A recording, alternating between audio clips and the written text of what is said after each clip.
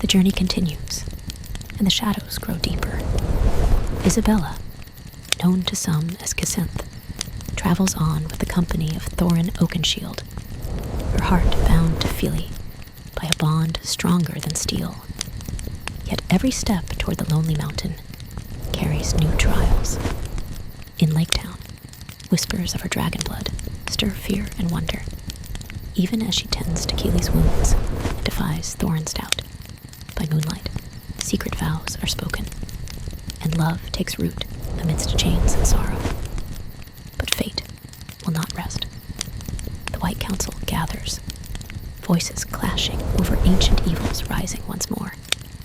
Goblins, wargs, and darker powers test the courage of all. Through firelight and tears, Isabella reveals her true self, wings unfurled against the storm. Eagles answer the call of battle, and the company glimpses Erebor at last, their long-lost home shining on the horizon. Yet beneath that promise lies a greater shadow, for Smog still waits, and the bond of hearts will be tested in ways neither dwarf nor dragon could ever imagine.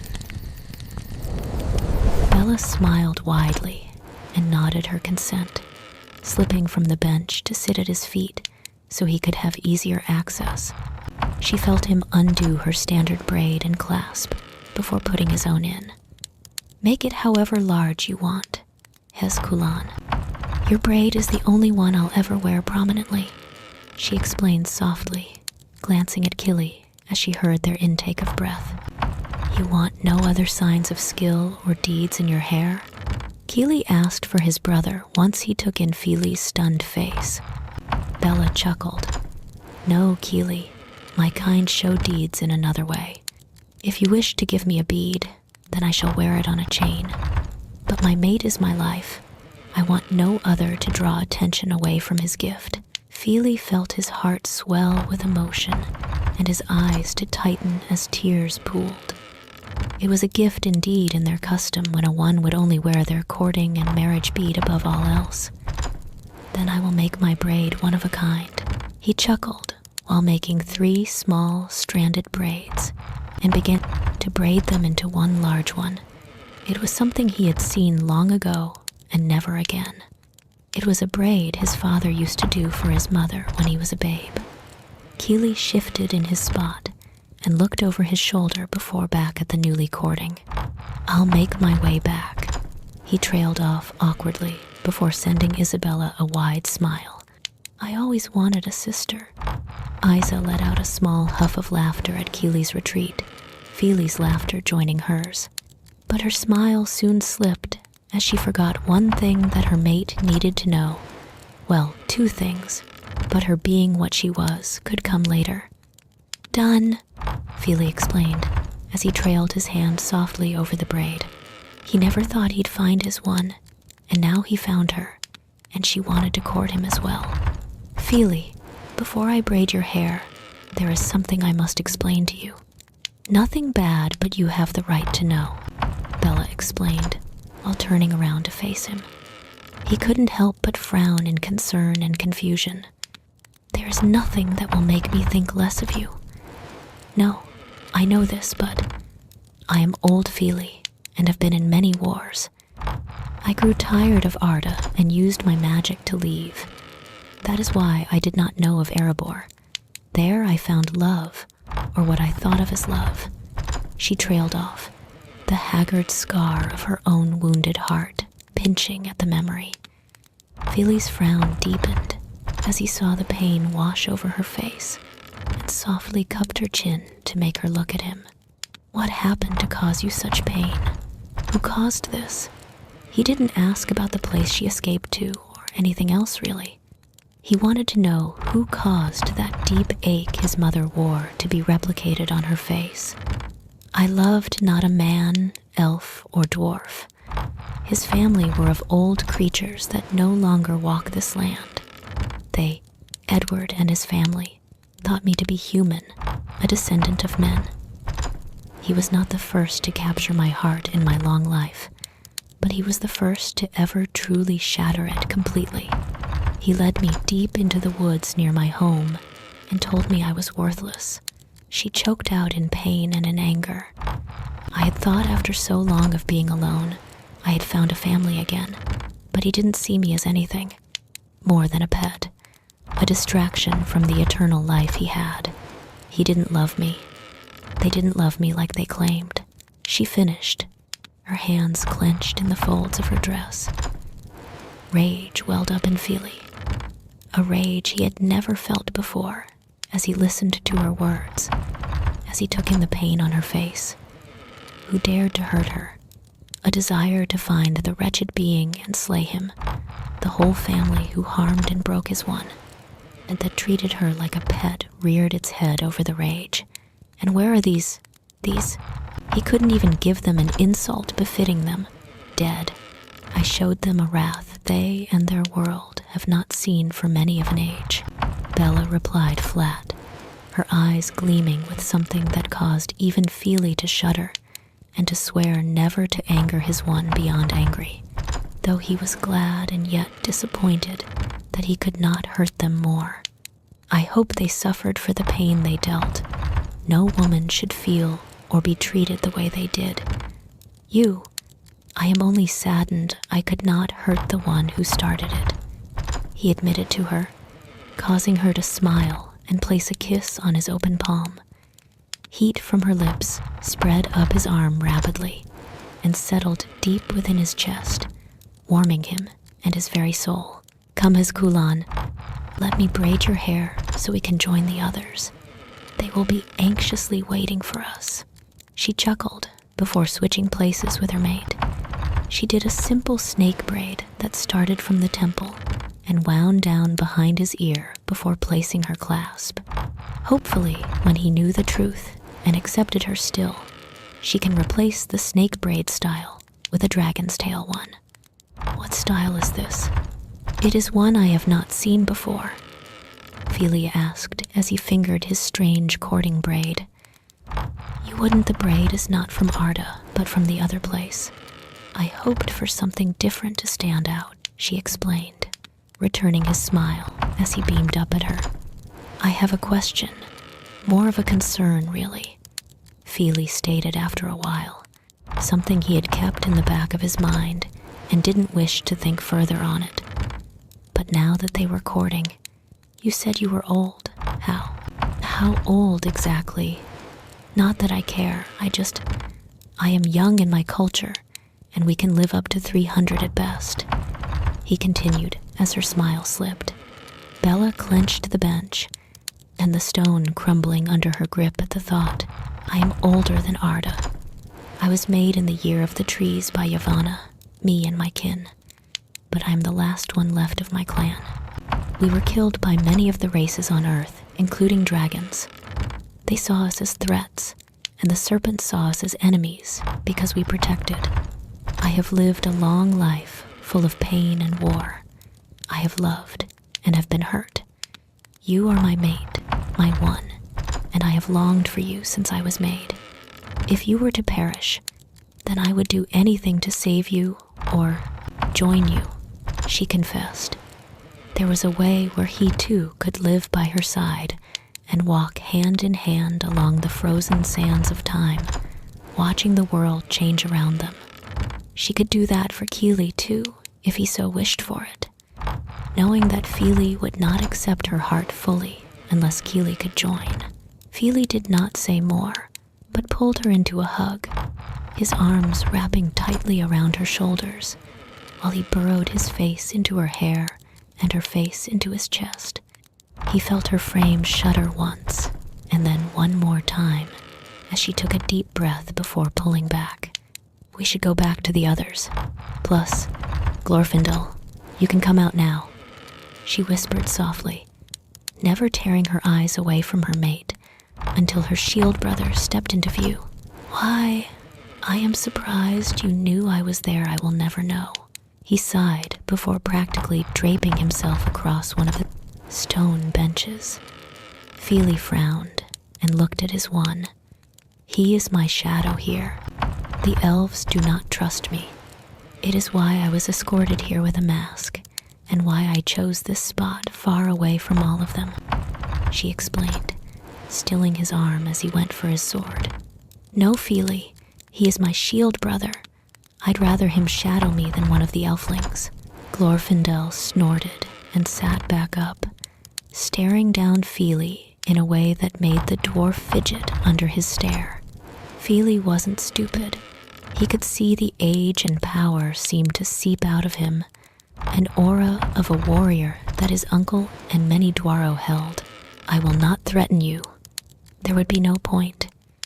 And I quite like my hands attached to my body, as well as my heart in my chest. But do not hurt her," he hummed before leaning back on the column, causing Bella to sigh. "And Glorfindel has been my Kíli for many of an age." She sighed again, exasperated to her mate, causing him to chuckle. "Then it is a pleasure to meet you, Glorfindel. As you have heard, my name is Fíli. Fíli, son of Dis, daughter of Thorin," he stated with an honest smirk.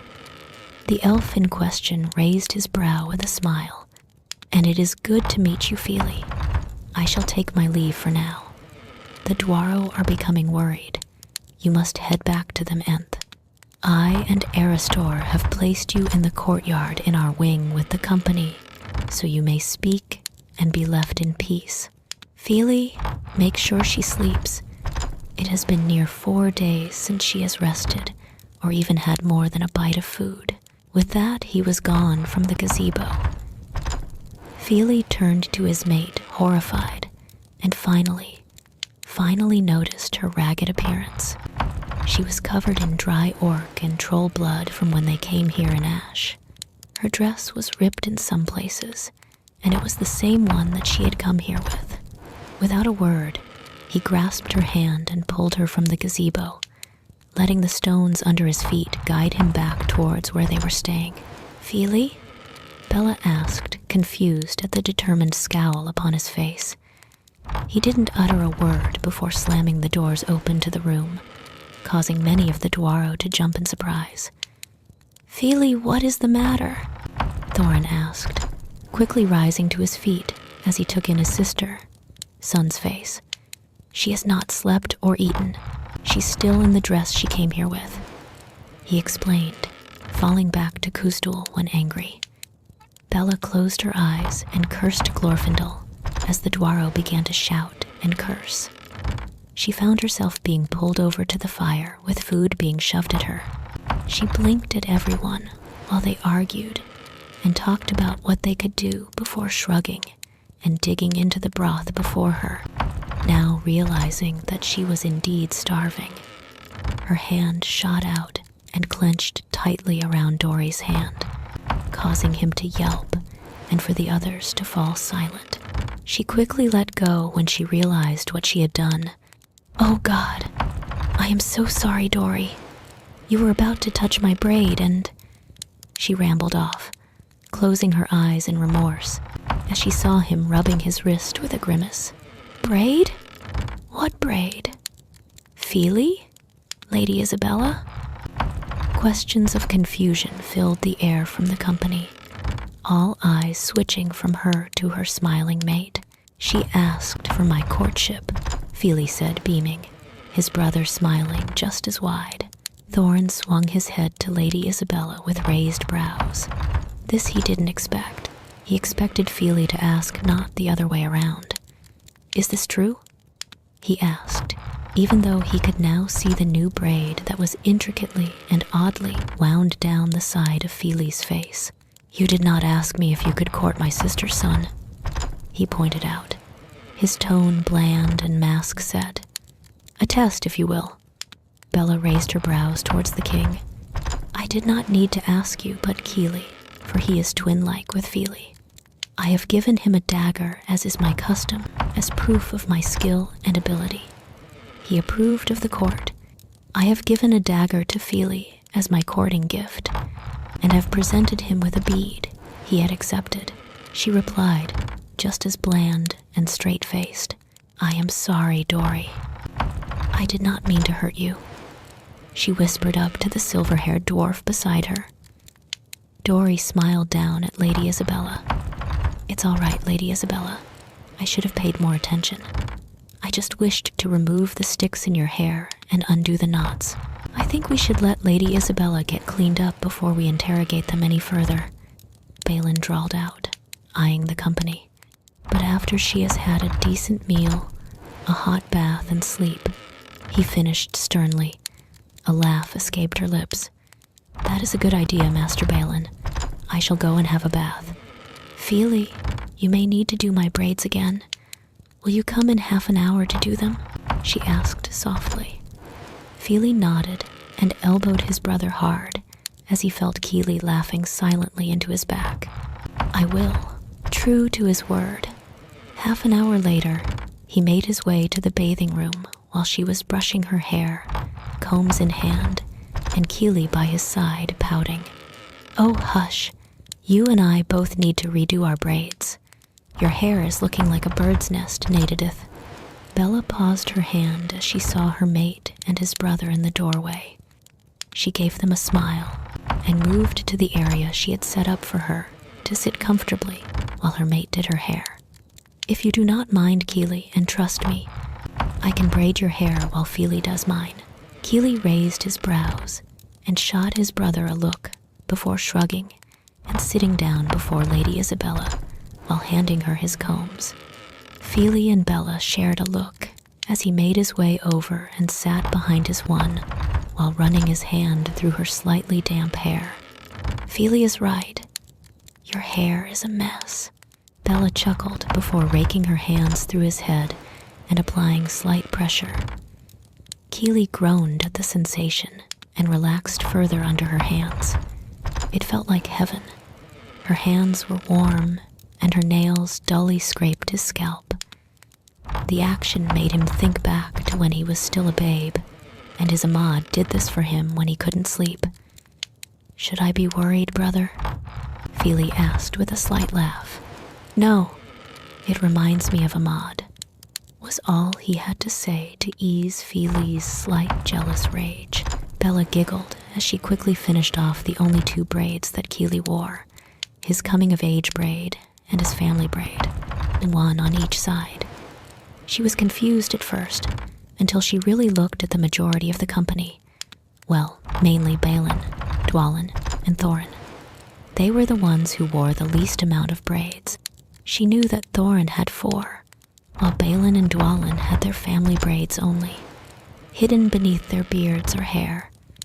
A yawn escaped her lips, causing Fíli to quicken his pace, and soon he too was finished. He would have to do his hair later. Right now, his concern and focus was his one who needed to eat and then to sleep. "Come, Azim. You need to eat and then to sleep," he whispered as he and Kíli both led her back to the others, steadying her when she began to stumble. Bella could not recall much after standing in the bathing room to getting back to the others, beyond her mate's soothing voice and the scent and taste of raw meat, before she found herself in darkness curled up near the fire. "Is she asleep?" Thorin asked his Namadinudoi, sister son, softly. "I hope so. Glorfindel had told me that she had barely eaten and did not even sleep since she arrived here. This worried me, uncle. She takes too much upon her shoulders already, and she barely slept at all the other night," Fíli confessed, sagging as Thorin pulled him into a hug. "Then we and everyone will make sure she gets adequate sleep and food. We should have paid more attention before, instead of treating her like an outcast like we had been doing. What else troubles you, Fíli? You do not look at all eased considering," he asked his nephew, while everyone else strategically placed themselves in a spot where the entryways were just in case the elves came for her. "She had been abused," was all he said, and all eyes snapped to his. Not physically in any form, but emotionally. She had loved another, and she had thought he and his family had loved her in return. She was finally happy having a family, and they had treated her like a pet. He believed her to be descendant of men, and he led her deep in the woods and broke her spirit. He hissed, shortening the story for them. "This must not leave us. No, "It is safe to say that this will not leave the company," Balin replied, eyeing each member and earning a nod in reply, including Bilbo. "And what happened to them bastards?" Good Luckowin asked harshly, his hands tightening around his axe. His one before they began to court was in a similar situation, and she had suffered greatly. It took near 10 years for him to get her to see herself how he saw her, dead. "She killed them, but the pain still lingers," he explained, before sitting down next to his one and removing his coat to place over her. "Good. You get some sleep too, lad. We all should," Balin stated, while making his way to his own bedroll and lying down. "Yes, he is right.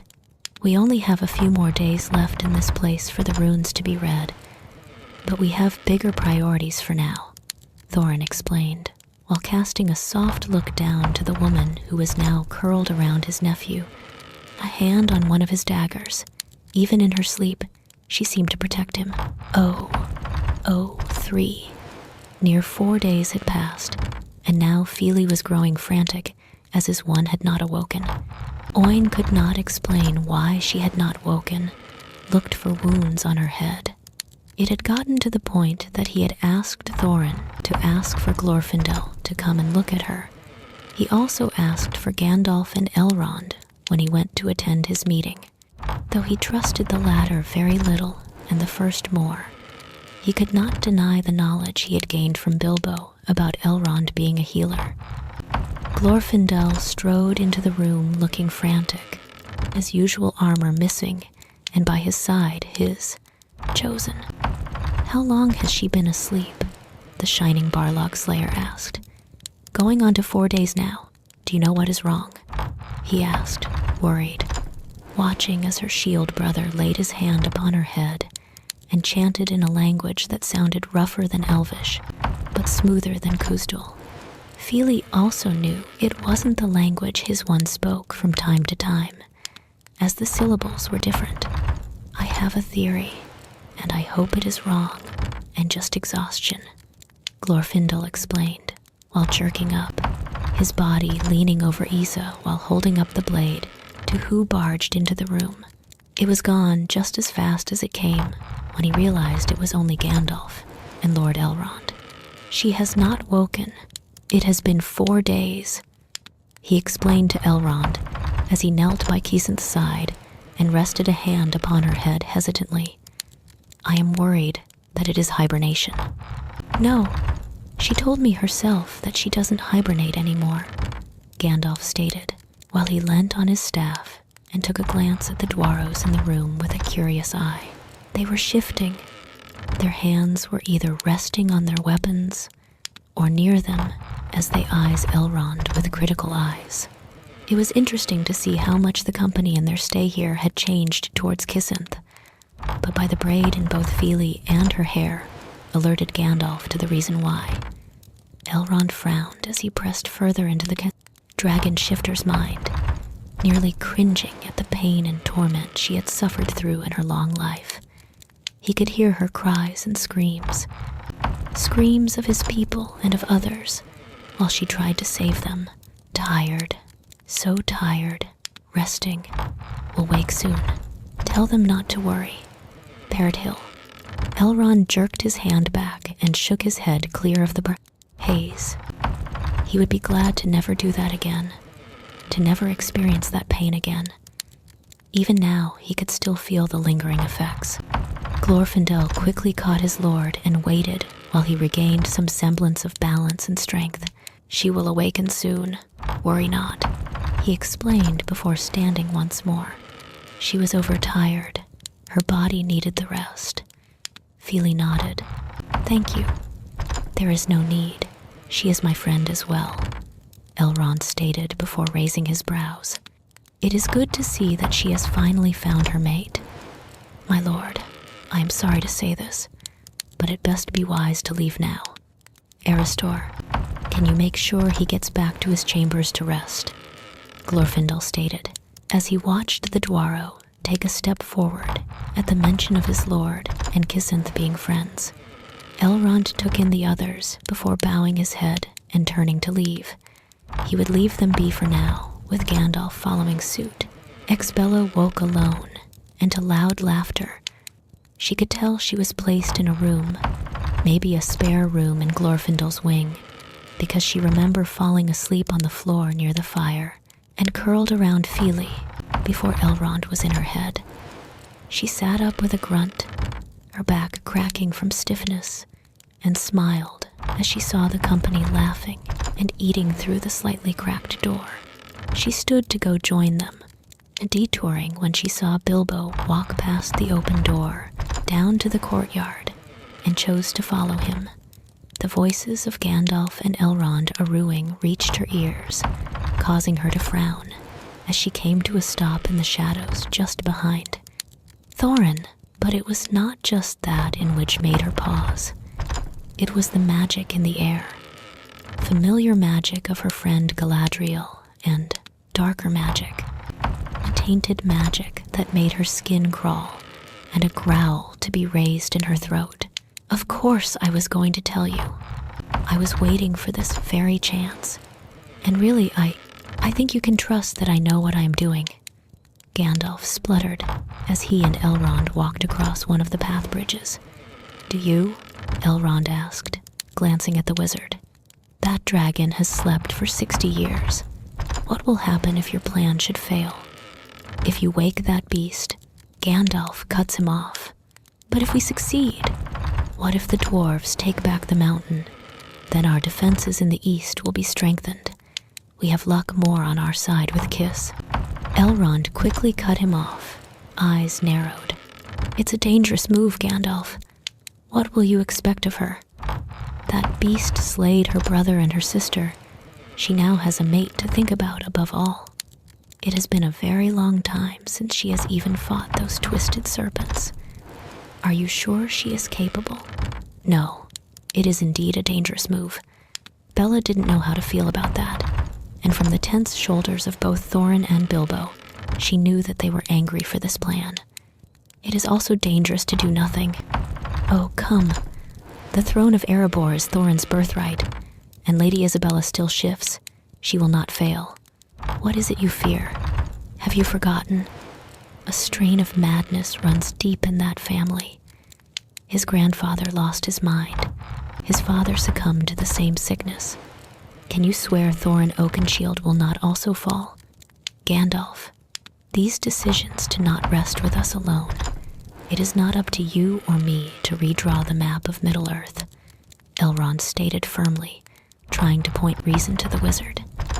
Thorin looked down, his heart twisting at the mere thought of becoming like his grandfather, something he swore never to become after watching him succumb to gold lust. Bella placed her hand upon Thorin's shoulder, causing him to jerk up and look at her with wide, surprised eyes. Did she, along with Bilbo, hear all that was said? Will she too judge him differently? I will not allow that to happen, Thorin, if I can. She tried to soothe him while pulling him into a hug. Thorin stiffened for a second before relaxing into the warmth. It had been a long time since he had received an embrace of comfort like this. Bilbo and Bella shared a look, one that both said the same thing.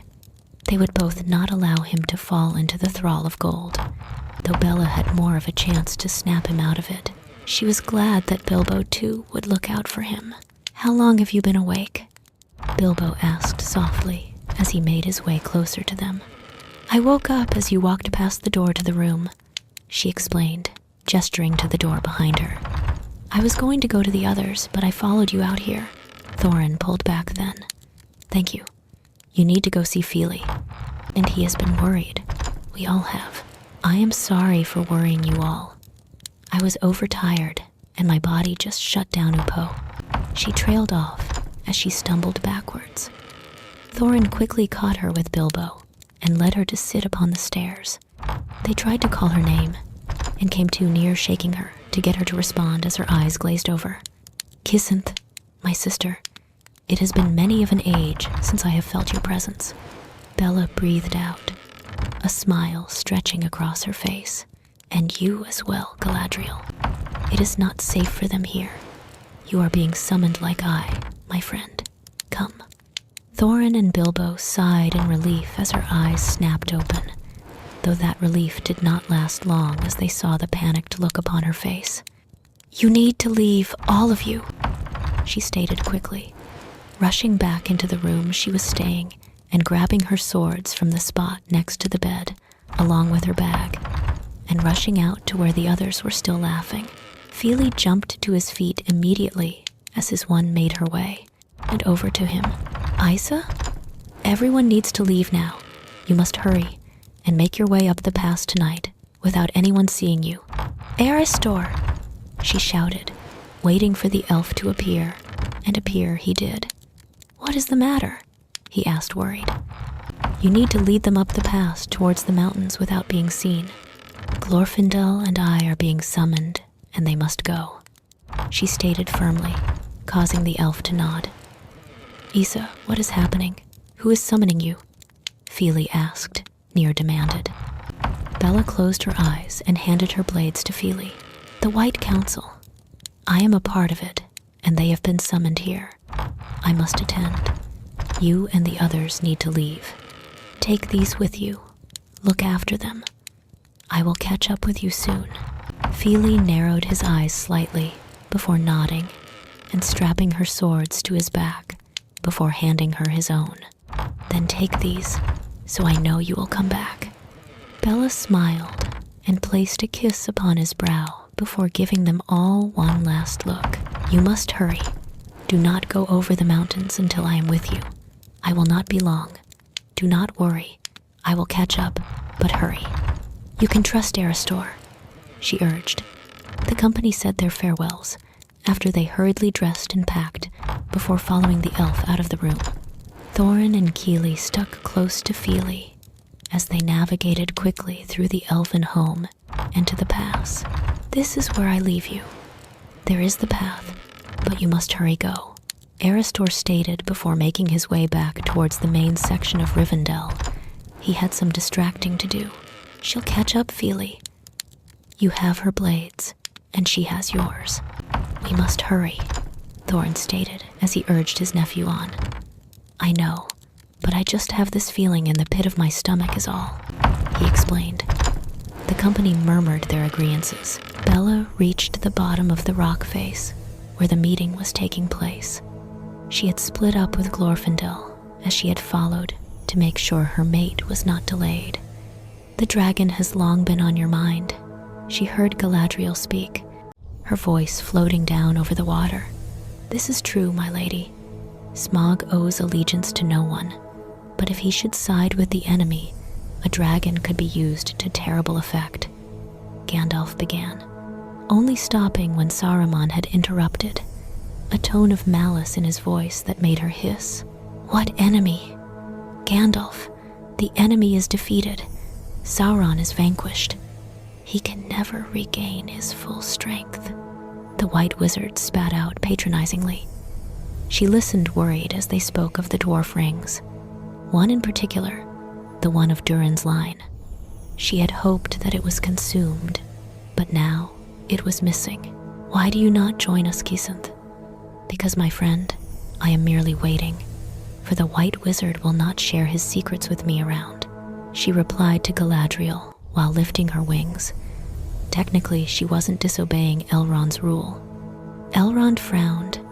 "Gandalf, for 400 years, we have lived in peace. A hard-won, watchful peace. Are we? Are we at peace? Trolls have come down from the mountains. They are raiding villages, destroying farms. Orcs have attacked us on the road," Gandalf explained hard, trying to point out the dangers. "Hardly a prelude to war," Elrond replied.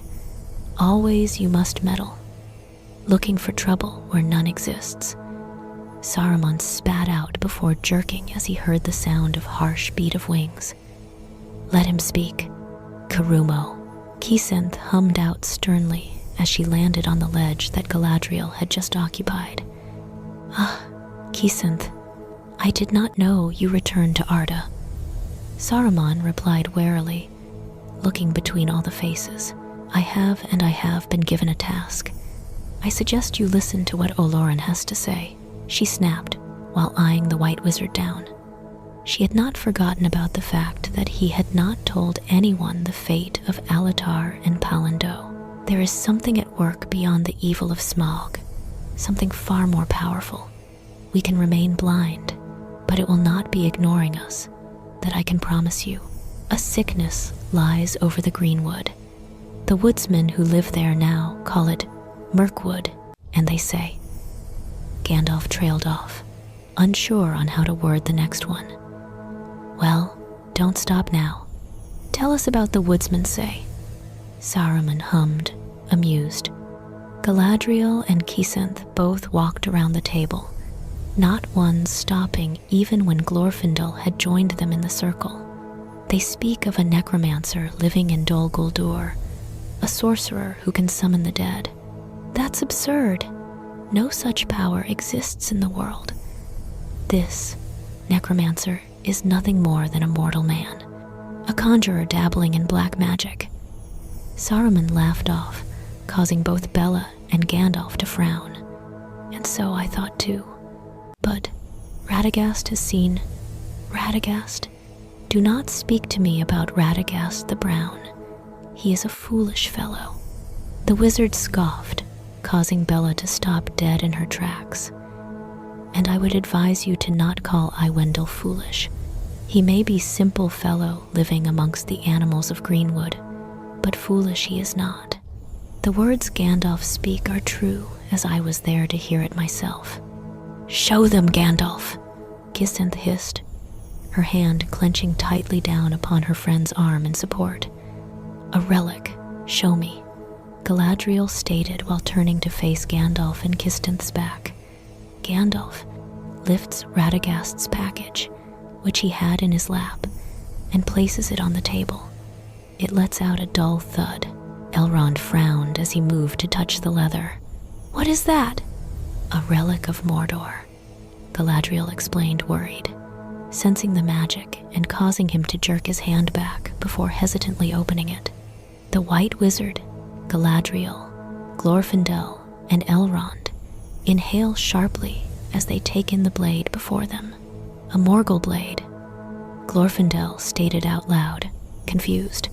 The elf witch nodded her head, made for the Witch King of Angmar and buried with him. When Angmar fell, men of the north took his body and all that he possessed and sealed it within the high fells of Rudar. Deep within the rock they buried them, in a tomb so dark it would never come to light. Fear settled in the heart of Galadriel as she shifted her gaze to the dragon shifter, while Elrond stares at in disbelief. This is not possible. A powerful spell lies upon those tombs. They cannot be opened. Saruman glared down at the blade before setting his mask back on once more. What proof do we have this weapon came from Angmar's grave? I have none. Kisenth didn't dare utter as smoke poured from her mouth in her rage. Because there is none. Let us examine what we know. A single orc pack has dared to cross the Bruinen. A dagger from a bygone age has been found. And a human sorcerer, who calls himself the Necromancer, has taken up residence in a ruined fortress. It's not so very much, after all. The question of this dwarvish company, however, troubles me deeply. I'm not convinced, Gandalf. I do not feel I can condone such a quest. If they'd come to me, I might have spared them this disappointment. I do not pretend to understand your reasons for raising their hopes, Bella snarled, causing the White Wizard to trail off on his rant. Still, your tongue mayus lazi. Foolish mage, Saruman stood abruptly, his chair scraping back as he stared down the dragon shifter. You dare talk to me like that? You have let power get to your head. You do not rule over me. It is why Yavanna chose me as the fourth member of this council. I suggest you watch what you say from henceforth, Karumo. I will not allow slight upon that company spill from your lips. She snarled, her body shifting into her more dragon-like form, causing Elrond. Galadriel and Glorfindel to rush forward and place a hand upon her form. Kisenth took a deep breath and morphed back into her human form, leaving her tail and wings out, along with her dragon eyes, as she bared her jagged teeth towards the wizard. She ignored Lindir when he stammered out in fear that the Dwaro were gone. Elrond and Saruman both quickly left with a smirking Glorfindel on their heels, while Galadriel, Kisenth, and Gandalf stayed. "You both will follow them?" Galadriel asked, eyeing the two before her eyes settled on the swords strapped to the dragon shifter's back. Swords she didn't realize Kisenth wore. "Yes, I must return to my mate." Kisenth replied softly, "I promise to be quick. I will fly close to them." "Mate, you have found your soul amongst the Dwaros?" Galadriel asked, a smile wide upon her face. Kisenth couldn't help but smile in return, showing her the braid. "Yes, Fíli, son of Dis, daughter of Thorin. He is Thorin Oakenshield's nephew. I cannot let him face the road and dragon alone, Filconfadan. Starlight friend, then go Kisenth, be safe." Night had fallen by the time the company came to a stop once more, good Lucorn starting a fire, while Bombur prepared the food. Fíli had paced, and then scouted the area with Kíli, in hopes that he would run into his one and give him something to do. "Do not worry, Fí. She'll be here soon." Kíli tried to reassure his brother. "I know, but what if she gets detained by what she warned us about?" he asked as they made their way back to the camp, jumping and yelping when something fell from the cliff above them and landed before them. "It's just me.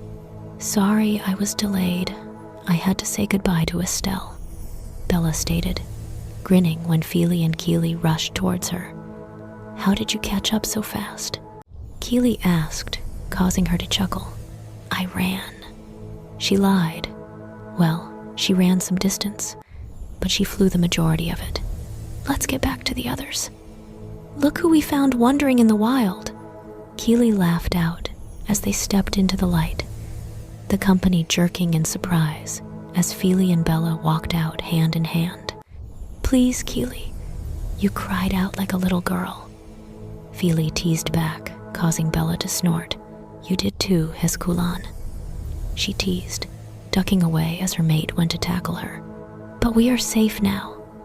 Glorfindel is luring the White Wizard through Rohan's Pass, as it's usually the safer route than the mountains." Thorin nodded. "And Gandalf?"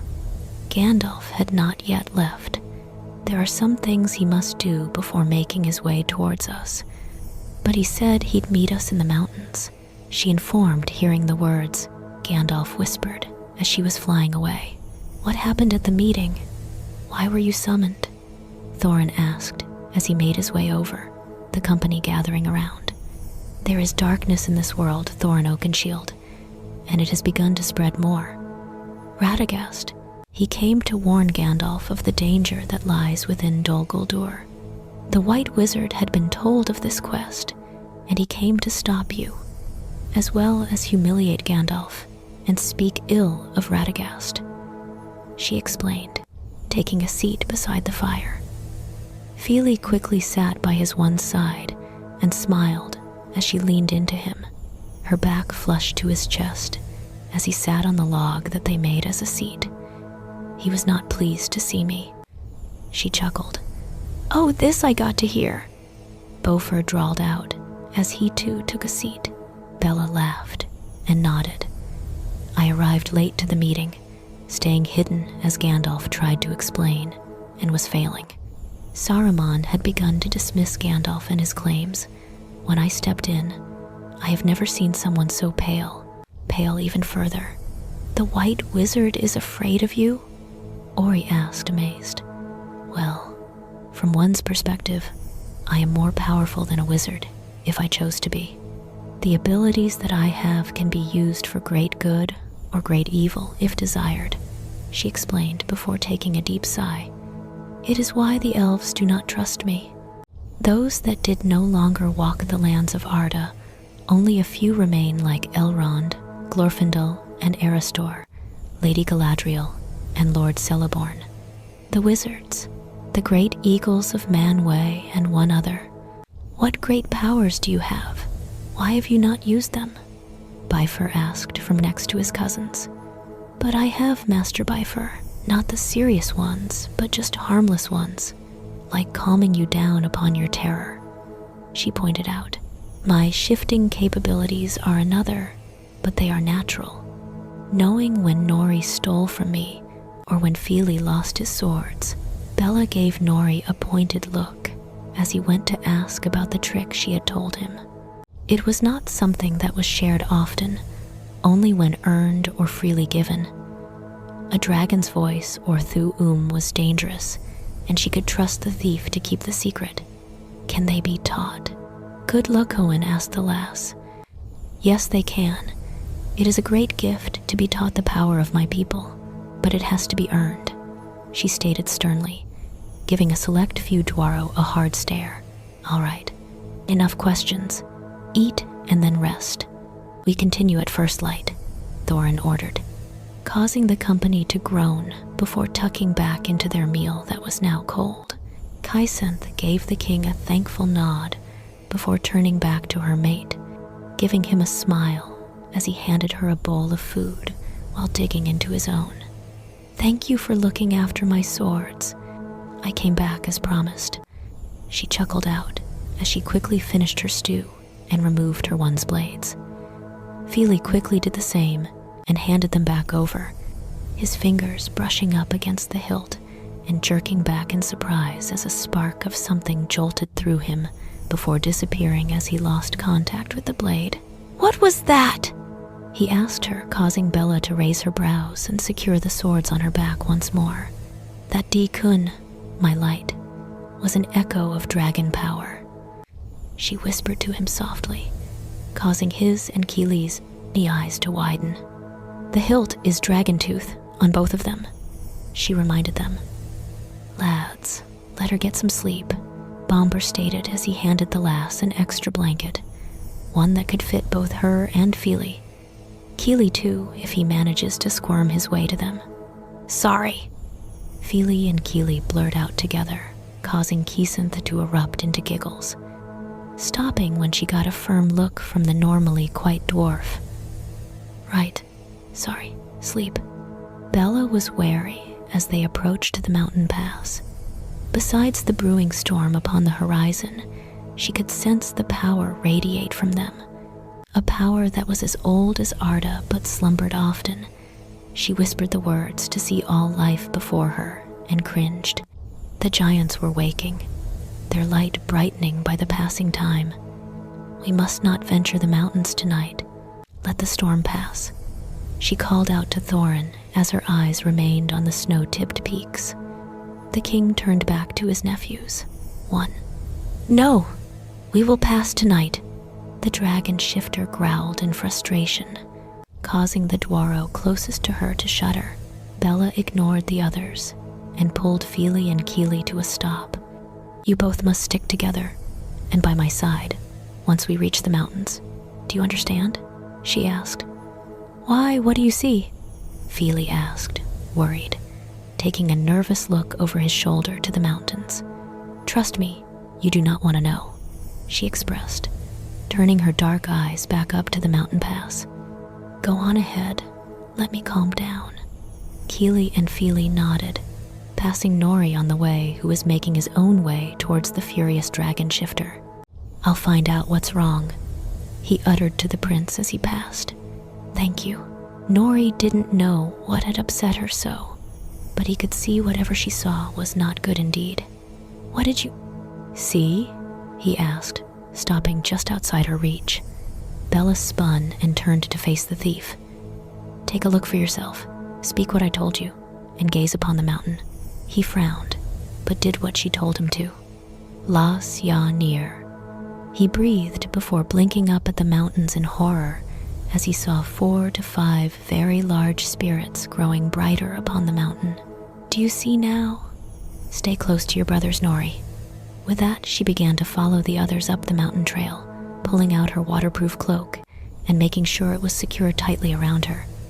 It did not take long for the storm to come, and for the sky above to open, letting out near painful pelts of rain. Everyone ached as they trudged through the muddy, slippery path while making sure no one else had fallen. So far, they had nearly lost Bilbo and Ori as they strayed too close to the edge. "We need to find shelter," Thorin yelled over the beating rain and cracks of the storm. The path was too narrow and dangerous for them to move forward in this condition. "Watch out!" Dwalin yelled as his eyes shot to the air and saw a massive chunk of rock flying towards them. Bella didn't hesitate as she pulled the Hermaid and Kíli close to her body and shielded their heads from the rockfall as it smashed above them, all the while cursing Thorin in vain. She warned him not to go over the pass tonight, but no, he wanted to continue on and wouldn't hear any objection. "Well, bless me, the legends are true. Giants, stone giants." Beaufort gasped out in awe, his body straightening from its crouch as he tried to get a better view of the giants. He remembered his Ahmad telling him stories of them when he and Bomber were just dwarflings. "Take cover! You'll fall!" Thorin roared as he saw Beaufort, the ground around him crumbling just as the others yanked him back. Everyone screamed and pleaded to their maker for aid as the path beneath their feet began to shudder and give away. Bella looked down, her eyes widening as a gap split beneath her feet, and she spun, her back pressed behind her mates, as she tried not to fall and contemplated whether to throw him to his brother or not. "Kíli, grab my hand!" "Ki!" Fíli yelled desperately, his hand outstretched as he reached for his brother, while the other shot out behind him to grasp onto his one. Kíli stared on in horror as his brother and his new sister to be drifted further away from him and out of reach before looking up as the mountain moved above them. They were not on a path. They were on the edge of a stone giant's shins. Kisenth shifted, not enough to reveal anything but enough for her claws to extend so she could grasp the wall, locking her mate between her body, arms, and wall. "Galha, dove!" She roared over the sound, her voice echoing through the canyon, and repeated. She hated this Thu'um with a passion it was called Bend Will. The voice bends the very stones to your will. As it gains power, animals, people, and even dragons must do your bidding. The leg she was on shifted, and her mate's arms tightened around her frame. She could hear the others calling out desperately. She could hear them loud in her ears. The others, who made it safely onto a stable part of the mountain, watched on in horror as the others moved past them when the rock giant began to collapse. Fear and screams escaped their lips, and Thorin watched on with grief and horror as the ledge hurtled towards the mountain face. "The wall is coming!" Fíli yelled to Bella as he saw the ledge come closer. Bella nodded to her mate and braced herself, ready to let go of the wall when it was safe to do so. "No, no! Fíli!" Thorin yelled in horror as he watched the rocks collide and then the giant fall. "Fíli!" Thorin and the others quickly pushed themselves around the edge and sagged in relief. "They're okay. They're all alive." Good, Luquin yelled back to the others. "Hez Kulan, as much as I like you in my arms, you need to get off." Bella chuckled out with a groan as his elbow dug into her stomach. Fíli stared at his one in horror before scrambling to get off of her. "Sorry, sorry," he yelled as he helped her to her feet before helping the others. Beaufort scanned the group before paling. "Where's Bilbo? Where's the hobbit?" "There!" Ori yelled as he caught sight of Bilbo hanging onto the ledge. He dove to the ground and tries desperately to catch the hobbit only a second too late as Bilbo slips and falls another few feet before catching himself on a small jutting rock. Beaufort landed next to Ori as he saw this, eyes wide and arm outstretched. "Grab my hand, Bilbo."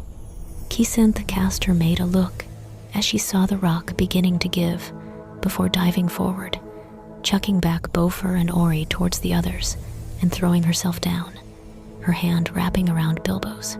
"Isa!" "Ah, yes!" Fíli yelled as a loud crack filled the air, and his one's eyes connected with his before the ledge beneath her crumbled away. Fíli dashed forward, stopping at the edge as her name tore from his lips in agony, and falling to his knees as she and Bilbo both got swallowed up by the darkness. "Dwalin!" Thorin called as he found a small cave just ahead of him before making his way over to his nephew and pulling him back. He too was looking down into the darkness below them with sadness. "Mahal let her and Bilbo both live. Has my kin not suffered enough?" He pleaded to his maker before leading Fíli into the cave. Bilbo screamed as he fell, before grunting as he felt something impact with him, and then his body jerking, his eyes flicking up to see Lady Isabella's face, and then having to double look as he saw wings from her back before effectively passing out. A scream of agony tore out of Bella's lips as some of the rock ledge caught her, wing, and dragged her down. She could feel the bones break under the force and decided to just fall. Her wings furled around both her and Bilbo, except for her left wing, which could only be moved so much before her body slammed into the rock ledge and finally coming to a stop. "Bilbo?" she called as she unfurled her wings to see him passed out within her arms. Her body sagged as exhaustion hit her along with agony. "Get up, Rena. You need to keep moving. It is not safe here." She heard her brother whisper. A strangled cry escaped her lips as she sat up, her wing dropping at a bad angle as she did so. She pushed herself up before clutching Bilbo tightly to her chest and stumbled her way to the cave near her left. It smelt heavily of goblins and of something else, something twisted, and it had her on guard. "Las Yanir," she breathed out and blinked when she saw the mass of life far above her and very little to none down in the caverns. This she was thankful for as she let her dragon eyes come forth to navigate the dark passageways. She found a small cavern with only one exit and collapsed to her knees before toppling over as the pain became too much, her body throwing up the dust of the floor as Bilbo rolled away from her. The last thing she saw was his frame stopping just out of arm's reach before darkness took her. "Lady Isabella," Bilbo whispered as he came to, his eyes widening as he took in the scene before him. She was still, face down in the dirt, as the wings, she had wings, spread out of her back. He could tell instantly that something was wrong as one didn't sit like the other. "Lady Isabella?" he whispered again nervously as he stumbled closer to her. He could hardly see in the cavern, and if it wasn't for the slight glow of whatever was in the walls, he would not be able to see her at all. Bilbo quickly placed his hands on the wing, jerking back as she let out a moan of pain in her sleep. It was broken. He needed to find help. He needed to get help or find water and some form of stick to use as a brace. Fíli didn't fight as the goblins began to charge at them once they tried to get up from the harsh wooden floor they were dumped in. He was numb, and only when a goblin caused his brother to cry out did he react by punching the creature in the face. The goblins push and pull the company down, winding, rickety makeshift bridges, each of the company cursing and pushing the creatures back in return as they were marched into the large open cavern room. Clangs and cracks could be heard over the squeals and cheers of the goblins, causing many of the company to cover their ears at the horrible tune. "I feel a song coming on!" The Goblin King laughed out, while his minions laughed and cheered, and the Dwaro to stare up at the beast in horror and disgust. Snip-snap, the black crack grip, grab, pinch, and nab batter and beat milk 'em, stammer and squeak. Pound, pound, far underground, down, down, down in Goblin Town. With a swish and smack and a whip and a crack, everybody talks. When they're on our rack, pound, pound. Far underground, down, down. Down in Goblin Town, hammer and torch. Get out your knockers and gongs. You won't last long on the end of my prongs clish. Clash, crush, and smash bang. Break, and shiver and shake. You can yell and yelp, but there ain't no help, pound, pound. Far underground, down. Down, down in Goblin Town. The Dwaro ducked as the beast spun around, trying to avoid the staff, and being knocked off. They watched, disgusted, as the beast, the large goblin, moved back to his throne, crushing the ones who were used as stairs under his feet. Catchy, isn't it? It's one of my own compositions, the Goblin King stated proud, before staring at the prisoners before him. That's not a song, it's an abomination, cried Balin, making the company cheer on with their agreement. Abominations, mutations, deviations, that all you're gonna find down here, the Goblin King replied, while his minions began to rip away the weapons and things from the company. Who would be so bold as to come armed into my kingdom? Spies? Thieves? Assassins? The Goblin King asked, his foul breath fanning across their faces, causing some of the Dwaros to gag. Dwarves, your malevolence, one of the goblins replied. Dwarves? The Goblin King asked as he eyed the prisoners. Dwarves were known to carry many weapons in which could kill them. We found them on the front porch. The same goblin replied, nervous. The great goblin eyed them once again, his voice booming as he gave an order. Well, don't just stand there. Search them. Every crack, every crevice. Fíli fought hard with the goblins as they took the dagger his mate had made him and his dad's swords. He could not lose them. Bella woke to the sound of twisted laughter and Bilbo's stammering. Her wing throbbed, and when she moved it, she could tell that the bone had healed, but the joint was still dislocated, and with a silent scream, she flung out her wing and popped it back into place before standing. She could hear riddles and smell the scent of still water as she turned another corner to see Bilbo and a creature that was not dwarf, goblin, or orc hissing at Bilbo. He stole it! He stole it!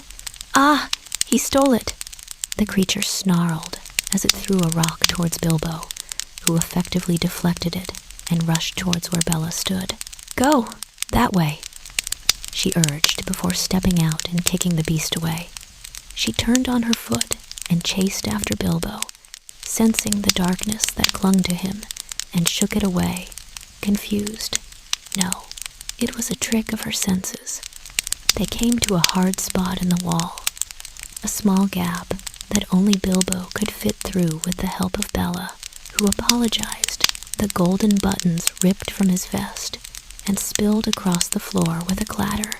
Bella spun as she heard the beast skid to a stop at the entrance that led to the cavern she was in, hissing and spitting as it stalked angrily towards her on all fours. It's ours! It's ours! The creature sprung, and Bella closed her eyes before reaching out and snapping its neck. Her eyes clenched tight as she gently lowered the creature to the ground. A creature that was so twisted by darkness. A creature that was once a hobbit. Al Grag Regfaran. Aye, may the Green Lady heal you, she whispered as she closed the creature's eyes before, snapping her head around with a slight snarl and bared teeth as she sensed something near her, but could not see it, even with her shifter eyes. Her tail swished agitatedly, smacking up against something, and in a blink, Bilbo stood before her, staring at her, no at her wings and her pointed teeth. In a flash, she had imprinted her wings and tail once more to her body, turning her head away from his wide eyes. Quickly this way! The voice of Gandalf reached her ears, as well as a horde of dwarven feet followed by goblins. "Gandalf!" she shouted, pulling herself and Bilbo from the cavern and into the hall. "Ah, yes!" Fíli yelled pleased as he pushed his way to her, pulling him tightly against her body. She gave her mate a once-over and growled lowly at the scrapes he had acquired. "I am sorry, my love, but you must run. Run now." "I will hold them off. I will meet you at the base. Go," she ordered, shoving him into the light before swinging her head towards Gandalf. "Bilbo saw my wings and tail, my eyes as well. But go. I will hold them off. It's time the goblins remember the heat of dragon fire," she explained to her old friend. "Collapse the door behind you. I will get out." Cries of protest reached her ears by many of the company. As she passed off her bag, she had somehow managed to keep upon her person and ran down the passageway towards the goblins. "Hurry! Lady Isabella will deal with it, but you cannot be here for that," Gandalf shouted and hurried the last of the dwarves out into the light before sagging as he smacked his staff against the door, causing it to crumble. Bella stopped in the door to the large opening. The scent of Dwaro blood was thick in the air, even over the scent of decay and filth. "You have made a big mistake. And you have made a big mistake," she roared as the goblins came to a skidding halt at the sight of her grinning form. "It is time to make you remember the touch of flames." With a dark laugh, she jerked forward, her dress ripping and swords falling as her body twisted and shifted, a roar escaping her lips once she was in her natural form. Screams of terror escaped the fleeing goblins' mouths as they tried to escape. "You cannot flee." Kisenth laughed before opening her jowls and letting out a torrent of fire, and those that escaped she ate, filling her with rotting flesh, but flesh nonetheless, because she knew she would be ravenous when back to normal form. The others came to a halt a fair distance down the hill from the entrance, the ground rumbling under their feet. "Ah, yes!" Fíli yelled out once he managed to get his breath back, jerking forward and stopping as Dwalin and Kíli kept him from running up the hill. "She will be fine, Master Fíli." "She will stick to her word," Gandalf supplied, as he too tried to regain his breath. Bilbo turned his eyes to Gandalf. "But she's injured." "What do you mean injured?" Fíli demanded. "What is injured?" The company yelled over Fíli before. Suddenly Thorin's voice echoed across the open lands. "How did you even survive that fall?" Gandalf shook his head sharply as Bilbo cast him a look. "I don't know. I remember falling and being caught then. Then I remember waking up in the cavern. Lady Isabella was unconscious, but her arm was hurt. Broken, I think." Fíli opened his mouth to respond only to whip his head up as a howl filled the air, shortly by a few more. Familiar howls, not of wolves but wargs. "Out of the frying pan," Thorin muttered bitterly. Gandalf looked down with wide eyes and into the fire. "Run!"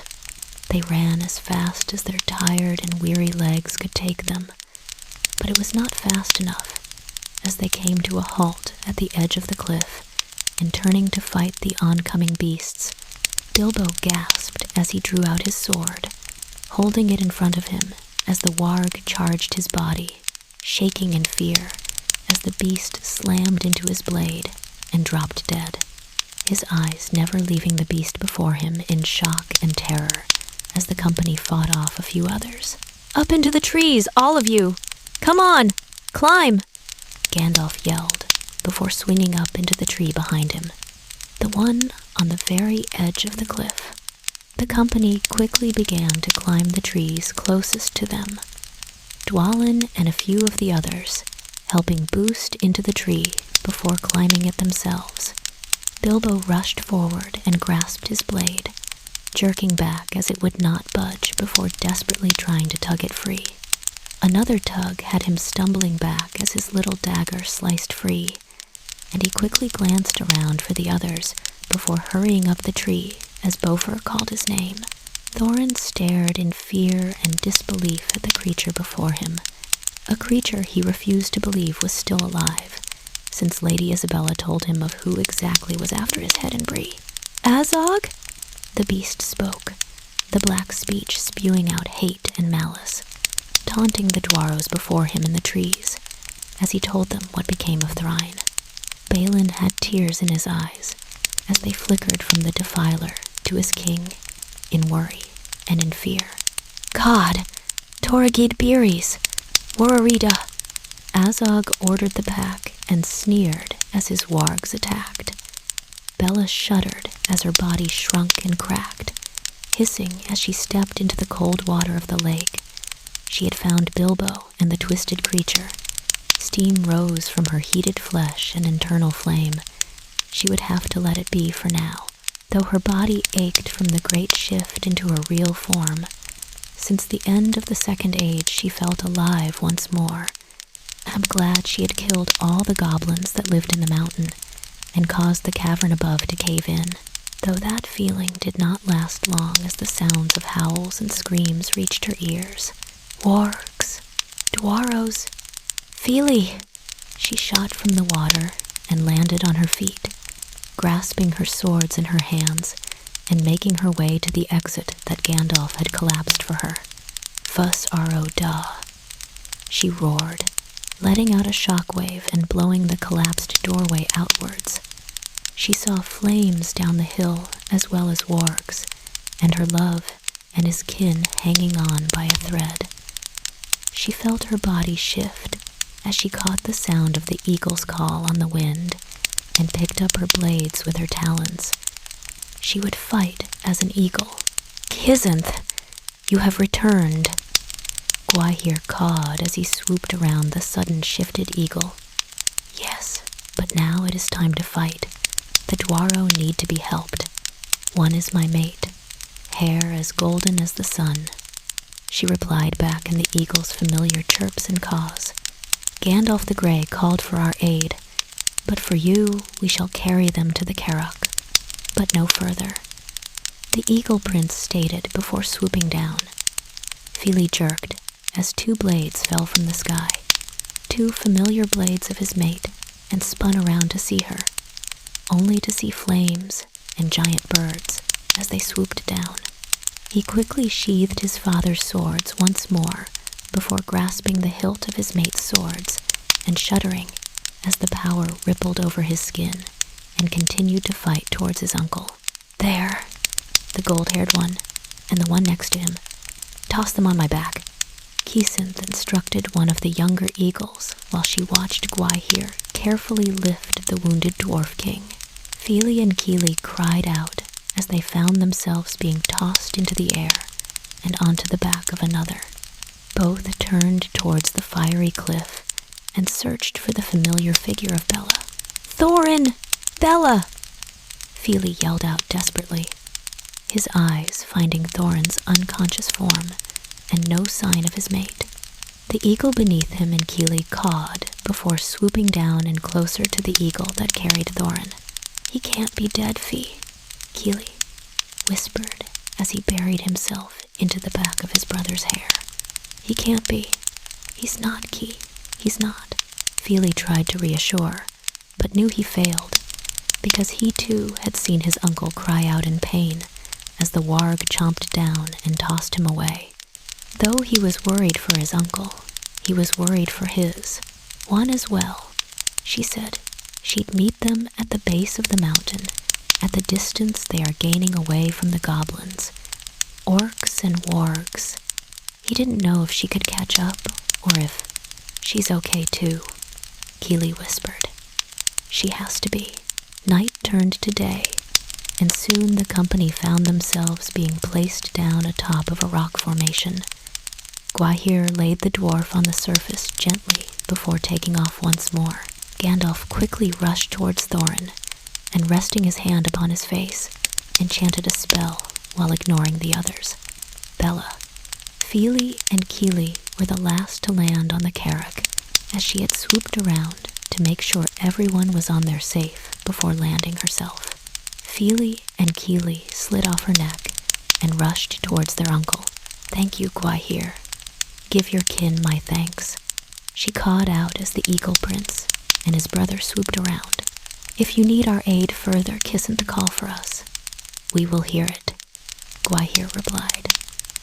Bella shook her head and fluffed up her feathers as she watched the scene before her. Moving out of the way once Thorin caught sight of the lone peak in the distance. Everyone completely ignored her as they too took in the sight of Erebor.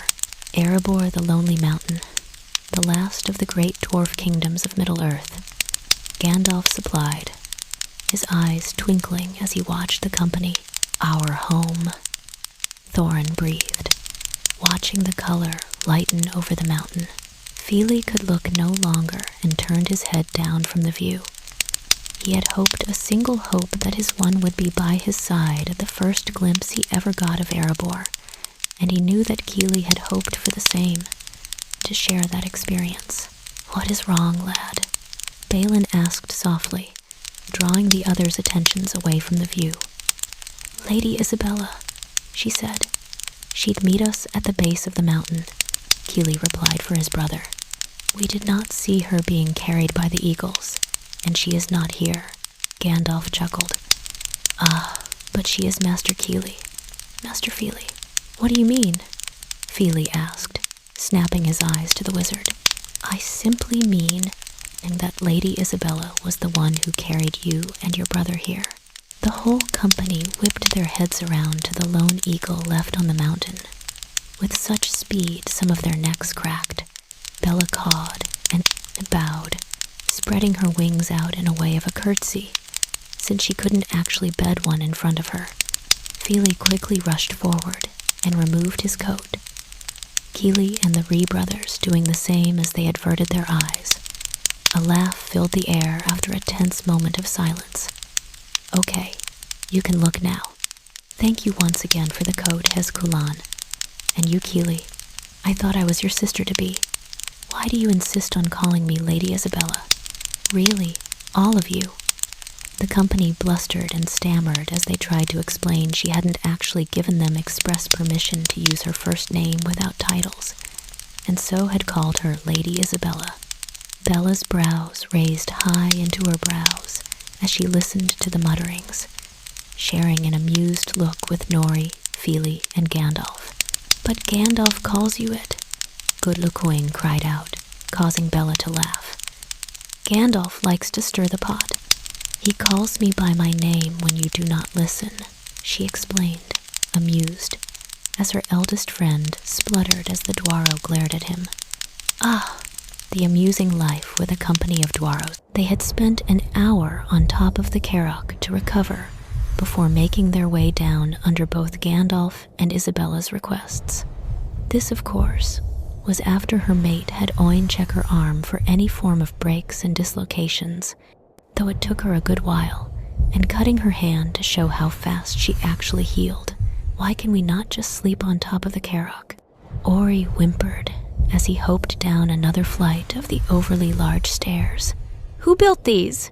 A giant?" Kíli groaned as his body too protested at the jumping and climbing. Kíli saw his one smirk as she helped his uncle and Dwalin navigate the stairs without jostling Thorin's wounds. A glint in her eye at each mention of the steps. She and Gandalf, so far, were the only ones not to complain about it. But then again, she was back to the height they met her in, which was considerably taller than Gandalf. "Because, Ori, there is food down near the stream, and I, for one, would like to be clean of goblin filth," she explained with a laugh. "Aye, lass, that's a question I know has been on everyone's minds. What did you do to the goblins exactly?" Dwalin asked now, curious. All the company came to a halt as they watched Fíli's intended help Thorin down the next step with extreme care. "You really do not want to know, but there be no goblins left. Least I'm not hungry anymore," she muttered, causing Thorin to wheeze and trip in shock. Bella cast the Dwarf King an innocent look and snapped her teeth together before laughing, making the company once again come to a halt and stare. "Isa?" Fíli asked, amused, as he looked between his laughing one and green uncle. "Oh, nothing, Local, my love. I don't think your uncle is feeling too well is all." She shrugged before handing the Dwarf King off to Dwalin and Dory as she stretched and stared down at how far was left. They were at the top of the trees now, so still a fair drop as the pines were tall, but she was bored and she needed to move. "But we are running out of time, Gandalf." She huffed when Gandalf did not answer, merely giving her a look. They were indeed running out of time, and if the blasted mage didn't do anything, Bella was going to lose her patience. Rain. She could smell on the horizon and feel the crack of electricity in the air. Hadn't the mountains had enough rain? "I swear Ulmo hates us. Why must he allow Osa create such storms?" She huffed loudly to the wizard, earning a chuckle in reply. "You know what? No. This is gonna hurt Thorin," she huffed before picking the dwarf up in her arms and jumped off the dam edge, her hand swinging out and slashing down the rocks to slow her descent. Thorin groaned out in pain and heaved up all that he had in his stomach from the sudden sensation of falling, before tilting his head up to see Isabella climbing the walls to the others once more and dropping down with another one slung over her shoulder, cursing. "He's bleeding again. He will need to be washed. The river is just there, and hidden behind the shrubbery is a cave," she instructed before repeating her actions, and the last to bring down being Fíli, as she refused to even amuse Gandalf at the moment. "Right here is and what needs to be done. Bilbo, we need stuff for fires and some herbs and berries. If you can gather some, Ori and Bomber go with him. Bofer, Dory, and Goodluckwin, I need you to gather some sturdy rocks to build up a wall to barricade the cold, and Bofer, I need you to dig some fire pits in the wall for me. Dwalin, you go help Oin with our foolish leader. Fíli, Kíli, and I can gather some food from the stream. Nori, Bifer, just rest. You both look like you're about to keel over," she ordered, blinking when all she got was open mouths. "What? Shouldn't we be moving on?" Dory asked softly. Bella blinked and shook her head. "We have an hour at best before the storm hits the mountains again. Asa seems to be in a spiteful mood and decided to cook us up another storm. It'll pass by tomorrow, hopefully. I will also go on ahead and look for a place for us to gather our bearings and replenish our supplies. I have a friend not far from here," Gandalf explained, appearing out of nowhere, causing all but Bella to jerk in surprise. "A friend, you say?" she asked with narrowed eyes. She knew who exactly lived nearby, and by the look on Gandalf's face, he literally has no clue that she and Bjorn were friends. Kin, pretty much. "Oh, this was going to be a fun surprise. Who lives out here? I shan't be too long. I'll scout ahead," he explained before making his way off towards Bjorn's and effectively seeming like he had avoided her question. "Tell me, Givashel, what is amusing you so?"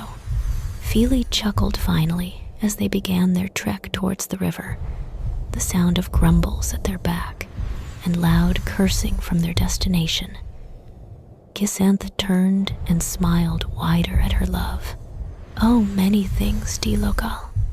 She stopped then, dead in her tracks, as she realized what she had called him. Kíli, sensing the sudden shift of mood, looked between his brother and sister-to-be, her wide eyes and his confusion, before making his way quickly towards the river.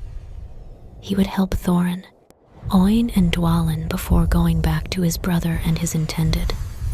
Bella didn't hesitate to shrink down to Fíli's size and pull him into a kiss, her tongue brushing up against his bottom lip while she clutched at his jacket tightly. Fíli gasped in surprise, giving Bella invitation to roll her tongue against her mate's. It was slow and torturous, yet so loving and she pulled back with a gasp, pressing her forehead to Fíli's. They no longer kissed, but their lips were just barely touching, breathing each other's air. Zu lokal hai his kulanzos we pa yuvan koarda. I love you, sweet prince, more than all gold in Arda. She breathed out, the words causing Fíli to shudder as something warm rippled over him. He did not know what she said, but he knew it was important, life-altering. Givashel? The word was no louder than a whisper. I love you, Fíli, son of Dis, more than life, more than gold, she whispered in common, watching as his eyes darkened to the likes of a deep sapphire instead of his usual rich blue. Menu Tessu, men Lananubuk's menu. You are everything, I love you, Fíli whispered joyfully, finally free to say the words that have long since been on his tongue. The smile that graced his one's face would forever be committed to memory, the way her eyes sparkled with such joy and love. She simply glowed in the small patch of golden light. You have gold in your hair, he whispered, confused, thumbing the small strand he knew was not there before.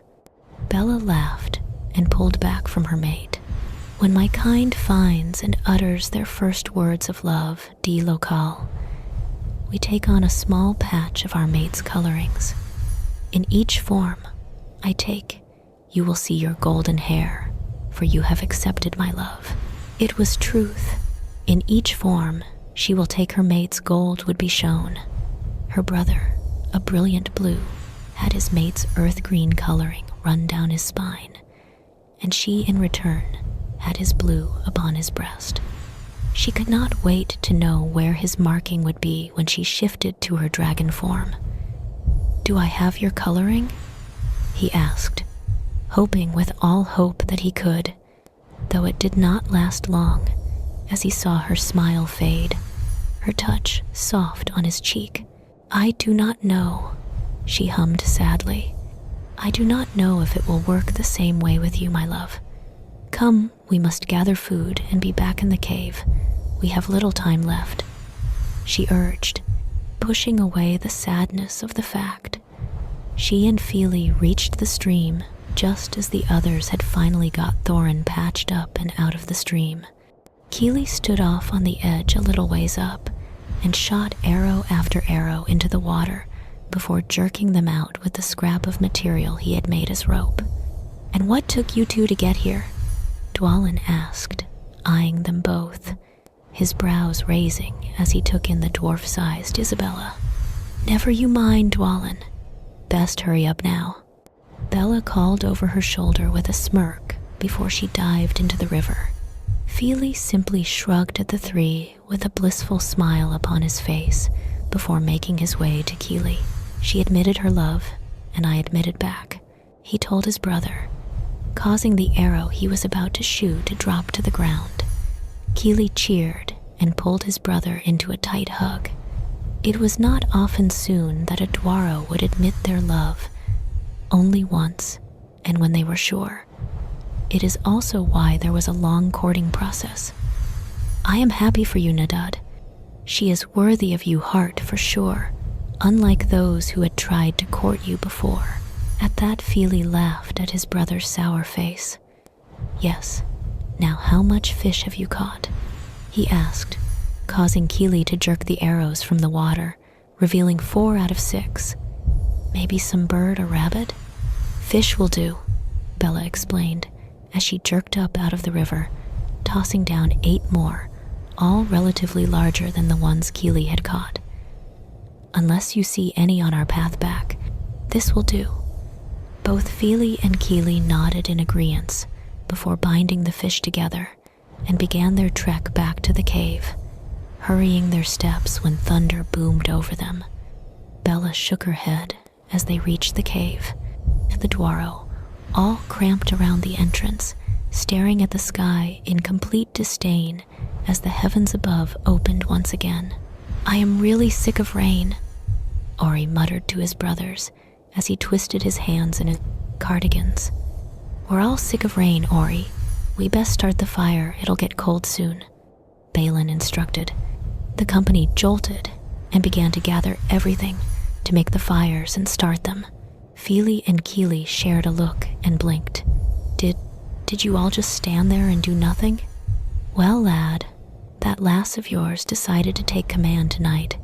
We thought best to wait for her, Beaufort replied with a loud laugh as he began to light his pipe while good Luquine got the fires ready. The huff that escaped Bella was completely ignored as she turned to face Bilbo, a wide smile upon her face. Bilbo, I do believe you are best equipped to cook these. No offense, Bomber, but I've had a hobbit's fish dinner, and nothing can really outbeat that. Bilbo let out a pleased laugh as he took the fish from her. He, like every one of his kin, knew how to make the best flavorful dish of fish there was. And each family had their own taste to their dishes. His mother was the one who taught him the Took way, and his father, of course, shared his secret recipe.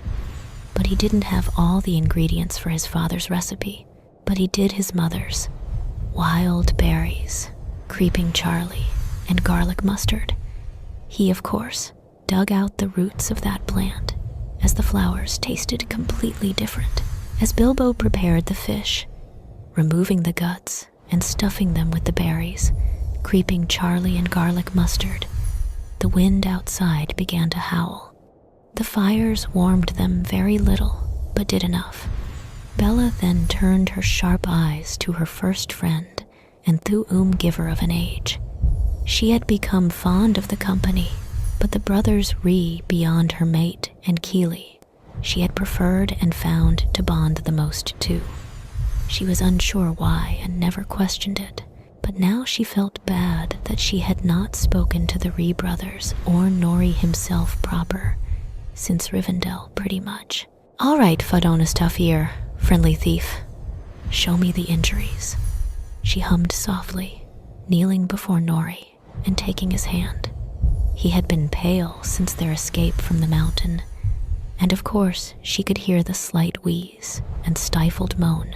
I'm fine, he groaned out before cursing as the lass poked him in the ribs, softly, but enough to cause pain. Just bruised ribs is all. I took a nasty hit and the drop from the eagles. Ori, she called, causing the middle to pale and pop his eyes open in horror. Yes, Isabella, Ori asked before frowning down at his older brother in worry.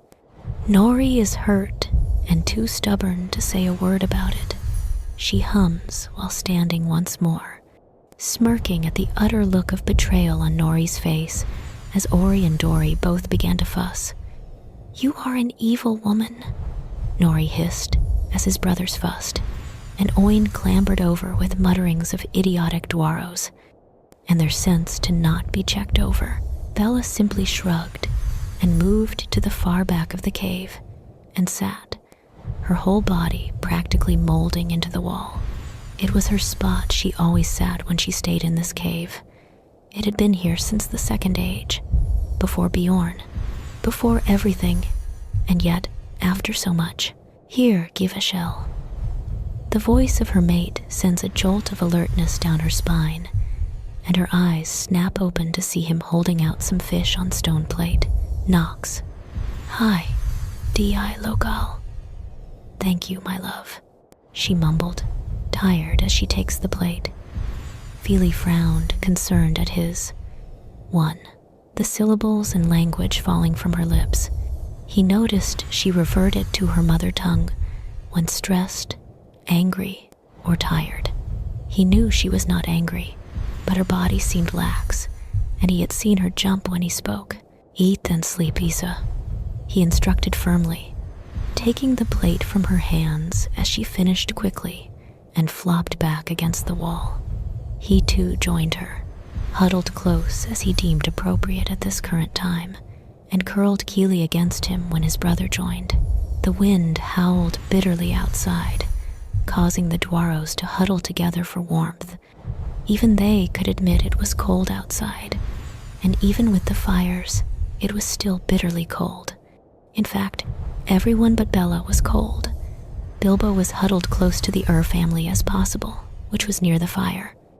"Nori, come closer, you'll freeze," Dori muttered, pulling his younger brother to the pile. "Aye, Bilbo, you can join us," Bofur offered, which the hobbit took up gladly and willingly.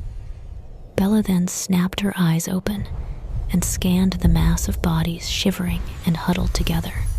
She felt herself shift to the size of Bjorn.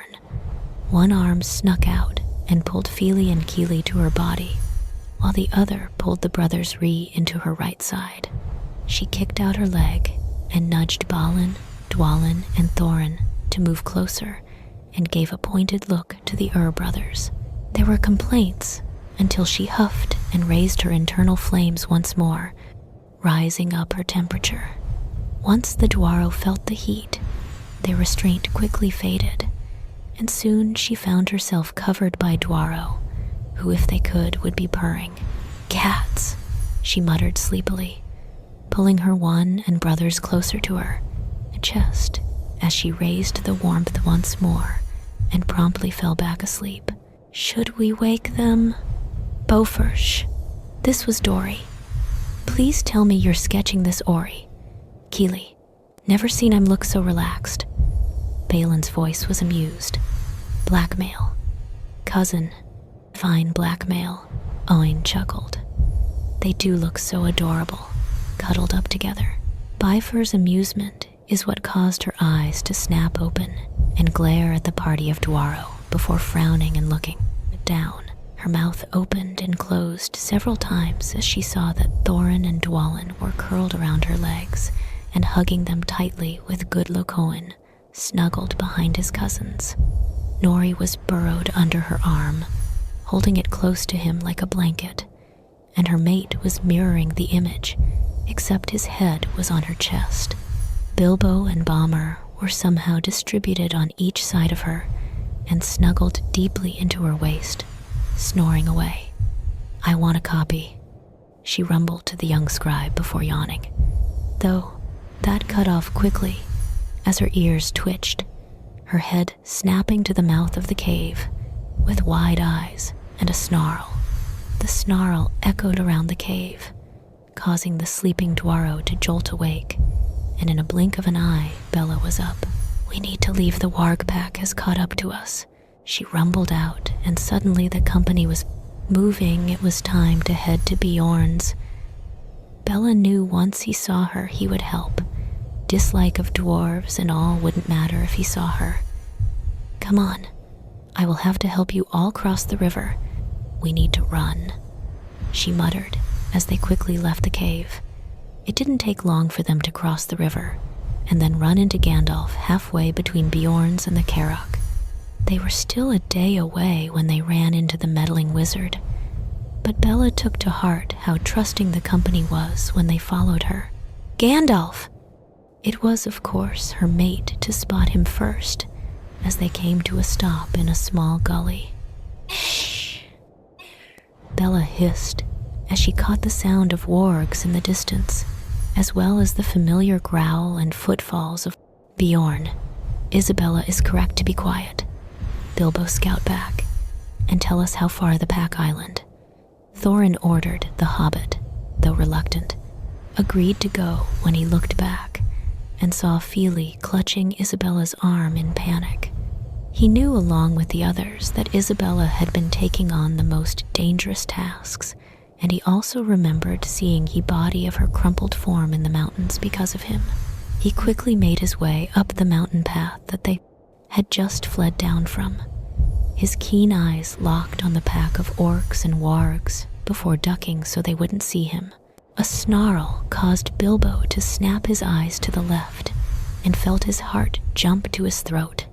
There before him stood a great black bear, bigger than he had ever seen, looking out over the distance. "How close is the pack?" Thorin asked as he and Dwalin made it to the path. "Too close. A couple of leagues, no more. But that is not the worst of it," he tried to explain, puffing as he tried to regain his breath and still his beating heart. "Have the wargs picked up our scent?" Dwalin asked, pressing the matter as he saw the fear on the hobbit's face. The company gathered closer to the hobbit, but Bella's ears were tuned onto the area around them. Not yet, but they will. We have another problem. Bilbo gasped out. Did they see you? They saw you, Gandalf asked loudly, causing Bilbo to spin and look up at him, annoyance clear on his face. No, that's not it, he gasped out with a frown, groaning as Gandalf simply smiled and looked at the others. What did I tell you? Quiet as a mouse. Excellent burglar material, Gandalf praised, while the others agreed and laughed. Finally, Bilbo just snapped at being ignored. Bella knew it was coming. She had seen the annoyance grow with each interruption, and she didn't blame Bilbo. Will you listen? Will you just listen? I'm trying to tell you there is something else out there. He snapped, furious, causing the laughter to die down and the Dwarros to become worried. Gandalf frowned, concerned, his eyes trying to take in the surroundings. What form did it take? Like a bear? Bilbo spun, opening and closing his mouth a few times. Yes, but bigger, much bigger. You knew about this beast? Bofur asked, watching as Gandalf turned away. I say we double back and risk the orcs catching up to us? Number Thorin snapped, worried. There is a house. Gandalf trailed off before looking at the others. It's not far from here, where we might take refuge. Whose house? Bella asked, holding back her amusement and smirk. The only indication was her hand clenching the back of her mate's coat. Are the friend or foe? Thorin continued, staring at the wizard. So far, he had more trust in his sister-son's one than Tharkun. Gandalf stammers for a second, glancing at Kisenth for help, who only frowned and shrugged. Neither. He will help us, or he will kill us. The Dwarro shuffled and muttered in dismay at the news. What choice do we have?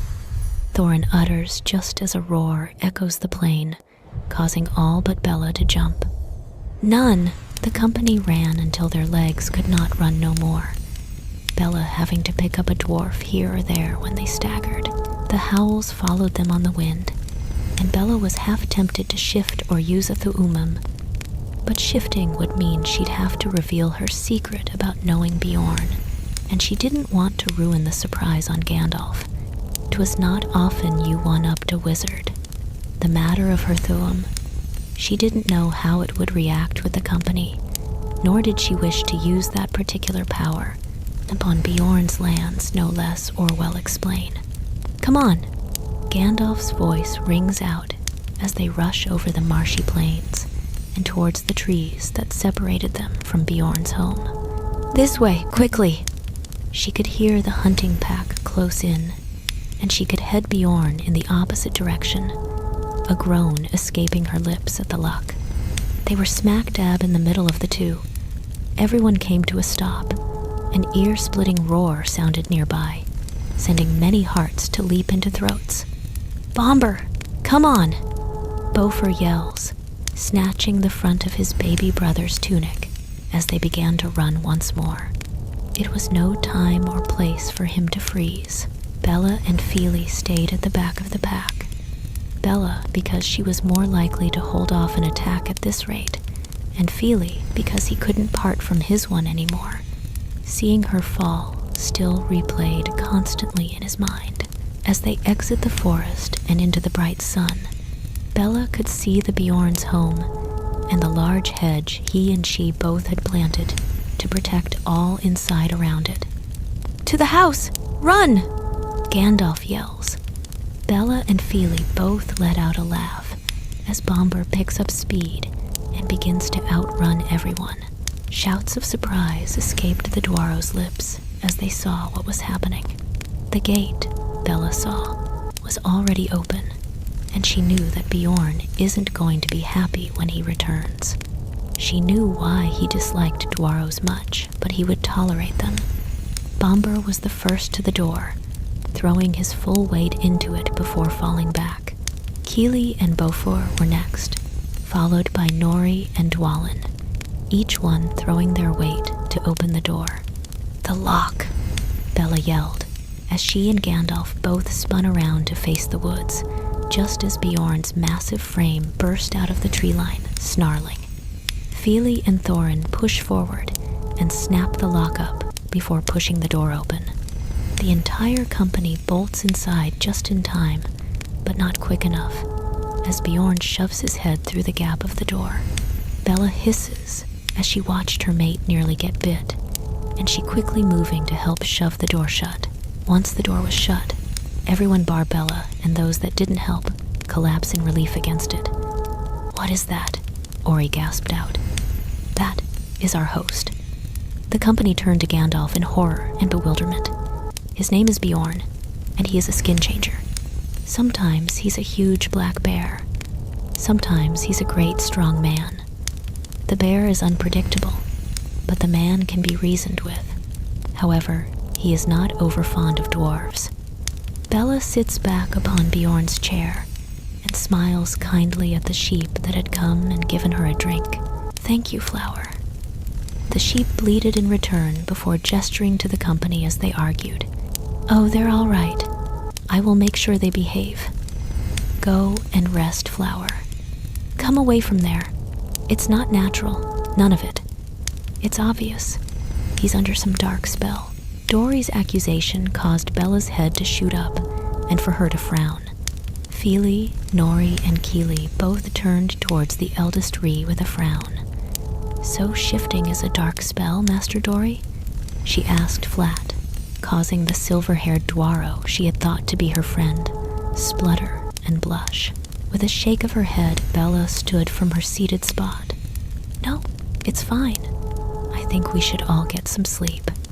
Gandalf nodded along. "Yes, everyone get some rest. All of you. You'll all be safe here tonight." Bella patted the ponies as she passed before finding a nice spot in the hay. She couldn't go to her room with her nice soft bed without giving away the fact she knew Bjorn. Fíli smiled at his one as he watched her remove her bag and blades before doing the same and placing his bed roll by her side, Kíli on the other, and Nori at his head. He did not mean it. Nori whispered softly, "I know, but nevertheless, it still hurt." Nori watched as her face dropped for a second before a small smile replaced that as Fíli placed his hand upon her lower back in comfort. "Come rest. I need to," the fair-haired prince choked out. "Rest di loka all," she croons, while practically flopping down in the hay. It was not soft by any means, but it was way better than the ground. She knew that while Bjorn might not know she's here or does, but either way, she knew he'd chase off the orc pack. With that thought in mind, she let the exhaustion creep up on her and fell asleep. There was something wrong. Kisenth could feel it as she flew closer to her brother's horde. Something very, very wrong. The taste of blood in the air and another scent of a dragon. A Morgoth twisted snake. No, Darlth! Apophis! She screamed as she flew into the destroyed nest. She shifted from her dragon form to her human-like one and ran towards her fallen brother and his mate. They were bleeding, their bodies battered and war-torn as they curled brokenly around their destroyed eggs. "Sister, take them. Burn us, blades," Darlth rumbled out brokenly, gesturing to the area of his beating heart. Both he and his mate shifted to their own human-like forms in pain, ruby hair framing coffee skin with strands of brown, while brown hair framed her brother's pale face. Who did this?" she roared, her voice booming through the fallen kingdom. There was not much treasure left compared to what it was. "Smog. He came and killed. We did not fight as strong. Our will gone."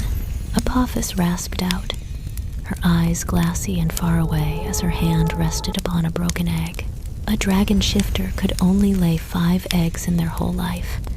They knew not why Yavanna made them that way, or if it was the will of Eru and his decision in allowing their creation. But Kisenth was there when her brother and sister decided to lay all 5 at once. They could not wait. But Smog, a name that she would not forget as she tore the hearts from her brother and sister's chest and placed them in her own. The scent of death and darkness tainted the air. Men, elves, dwarrows, and orcs fought below her. She was the last of her kin. There would be no more. There was just her left of the Dova, Voldiix, and the twisted snakes of Morgoths. Her wings spread far as she let out a torrent of fire near the back of the orcs. Battling her own with them and the twisted snake of the north, she knew not his name or cared to know, but she would not let it live. A screech of power, and she found herself falling. Sauron was defeated. Ash-Nazg Durbatuluk, Ash-Nazg Gimbatul, Ash-Nazg Thrakatuluk, Ash-Burzum Ishi-Krimpatul, Ash-Nazg Durbatuluk, Ash-Nazg Gimbatul, Ash-Nazg Thrakatuluk, Og-Burzum Ishi-Krimpatul. Bella shot up with a scream, jerking all of the Dwarrow awake and to their feet in panic. Bella did not stop screaming, her hands covering her ears as her eyes were clenched shut. She knew she was dreaming enough to not shift, but she could still feel the darkness of Sauron, of Melkor twisting at her.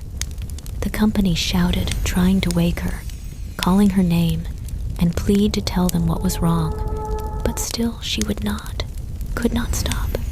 Steal this tool Vopran, Gandalf shouted, causing Bella to gasp and snap her eyes open, the screams stopping instantly. What happened? She asked, looking around the room. You were screaming, Fíli whispered. Aye, lass, gave us all a fright. What was it? Dwalin asked softly, placing his weapon down carefully at his feet. Was it a Yuhurudazel? Battle dream, Bifur asked, causing Bella to blink and then stare up at Gandalf. I dreamt of Darlth and Apophis, then of the last alliance, I heard. She trailed off with a frown. I heard black speech, Sauron's voice. Felt the darkness here, in this room. You're sure? Maybe it was a memory, perhaps, Gandalf replied, wary and with a frown. Bella shook her head. The darkness still lingered, but it was not as strong. Sauron was defeated, and if he was indeed the necromancer, then he does not have the power he once had. I am sorry for frightening you all. I just had a nightmare that did not seem to end. Are you sure, Isabella? Thorin asked, worried. He had never heard screams like that before, not even after the Battle of Azanulbazar. Yes. Everyone go back to sleep. I think I'll take the next watch. She suggested standing to her feet and quickly making it towards the dining area where the large hearth was. She needed to be near fire. She needed to be calm, as she cannot shake the taste of blood on her tongue, the darkness and ash in the air. Fíli quickly shot to his feet, telling Kíli to go back to sleep along with the others, informing that he will speak to her. The others reluctantly agreed, but did as he asked. After all, he was her, one and vice versa. They technically had no right to comfort her when Fíli wishes to. Even Gandalf left it be, choosing to return to his seat and lighting his pipe. He did not feel what she had described, but even though he could sense magic, it wasn't as strong as Kisenth's. I am all right, Fíli, Bella whispered as he came to her side, tearing her eyes away from the flames. Go back to sleep. No, I'll stay with you, Osjungel. Love of loves, Isa smiled as she watched her mate sit at her feet and lean against her legs, his eyes closing. She ran her fingers through his hair softly, carefully detangling it. Forged by war, our story be told. No shackles can hold us, whether moonstone or gold. She sang softly before closing her eyes once more. The sound of chopping wood and arguing caused Bella to jolt awake. many of the company giving her apologetic glances before going back to their arguing once more. Really? Bjorn had good hearing, much like an elf, but better. He could hear them even over the sound of the wood being cut. What are they arguing about? She asked Bifur, who was by her side. How to escape without Bjorn seeing us, he replied, before going back to his flowers that he was munching on. I say we should leg it and slip out the back way, Nori suggested enthusiastically. He had seen how big that beast was, and he didn't want his brothers to be caught by it. Dwalin pushed his way through to the thief and spun him around angrily. I'm not running from anyone, beast or no. There is no point in arguing. We will be unable to make it to Mirkwood without Bjorn's help. Gandalf snapped, irritated as he pushed his way to the door. Ah, Bilbo, there you are. Now, this will require some delicate handling. We must tread carefully. The last person to have startled him was torn to shreds. Bella held back the snort at the blatant lie as she made her way to stand behind her mate's back. Fíli glanced up at his one, worried, only to calm as she cast him a smirk, now that made both him and Kíli, who too saw it, curious. I will go first and, His eyes landed on Kisenth before quickly averting them as he saw all the Dwaro tents. Bilbo, you will come with me. Bilbo stammers in horror as he looked at all the Dwaro's faces before the wizard. Is that such a good idea? Yes. Now the rest of you, just wait here and don't come out until I give the signal, he urged, Radagast warning of Bjorn's dislike of Dwaros echoing in his head. Bofur tears his eyes away from the beast. Right. Wait for the signal. He agrees with a vigorous nod. Gandalf turned back to the Dwaro, and no sudden moves, loud noises or overcrowed him, and only come out in pairs. He stressed, Isabella, you should come out last. He stressed on that as well, watching as the Dwaro relaxed and nod at the suggestion before he leads Bilbo out the door nervously, while the Dwaro began to fidget and mutter to themselves in panic. Bella was leaning on her mate's back and laughing silently, her whole body shaking with her laughs as she listened to Gandalf stammer and argue with Gandalf. Gandalf was nervous and frustrated as he began to stammer his explanation as each Dwaro began to come out before he was ready, before he could inform their host of their being, sighing in exasperation as Good Laquan and Oin stumble out and bow nervously. And do you call 6 a troop? What are you, a traveling circus? Bjorn demands, snarling as 2 more came out of his house. Dori and Ori at your service. Dori stammered out, trying to be polite. I don't want your service. Bjorn snarled, causing Gandalf to spin around to soothe the violent skin changer. Absolutely understandable. He placates before turning back as 2 more came out. Oh, Fíli and Kíli. I had quite forgotten. Fíli shot a look back into the house as Thorin and Isa cast him a smirk. It had been silently discussed that they would be the last 2 to exit the house.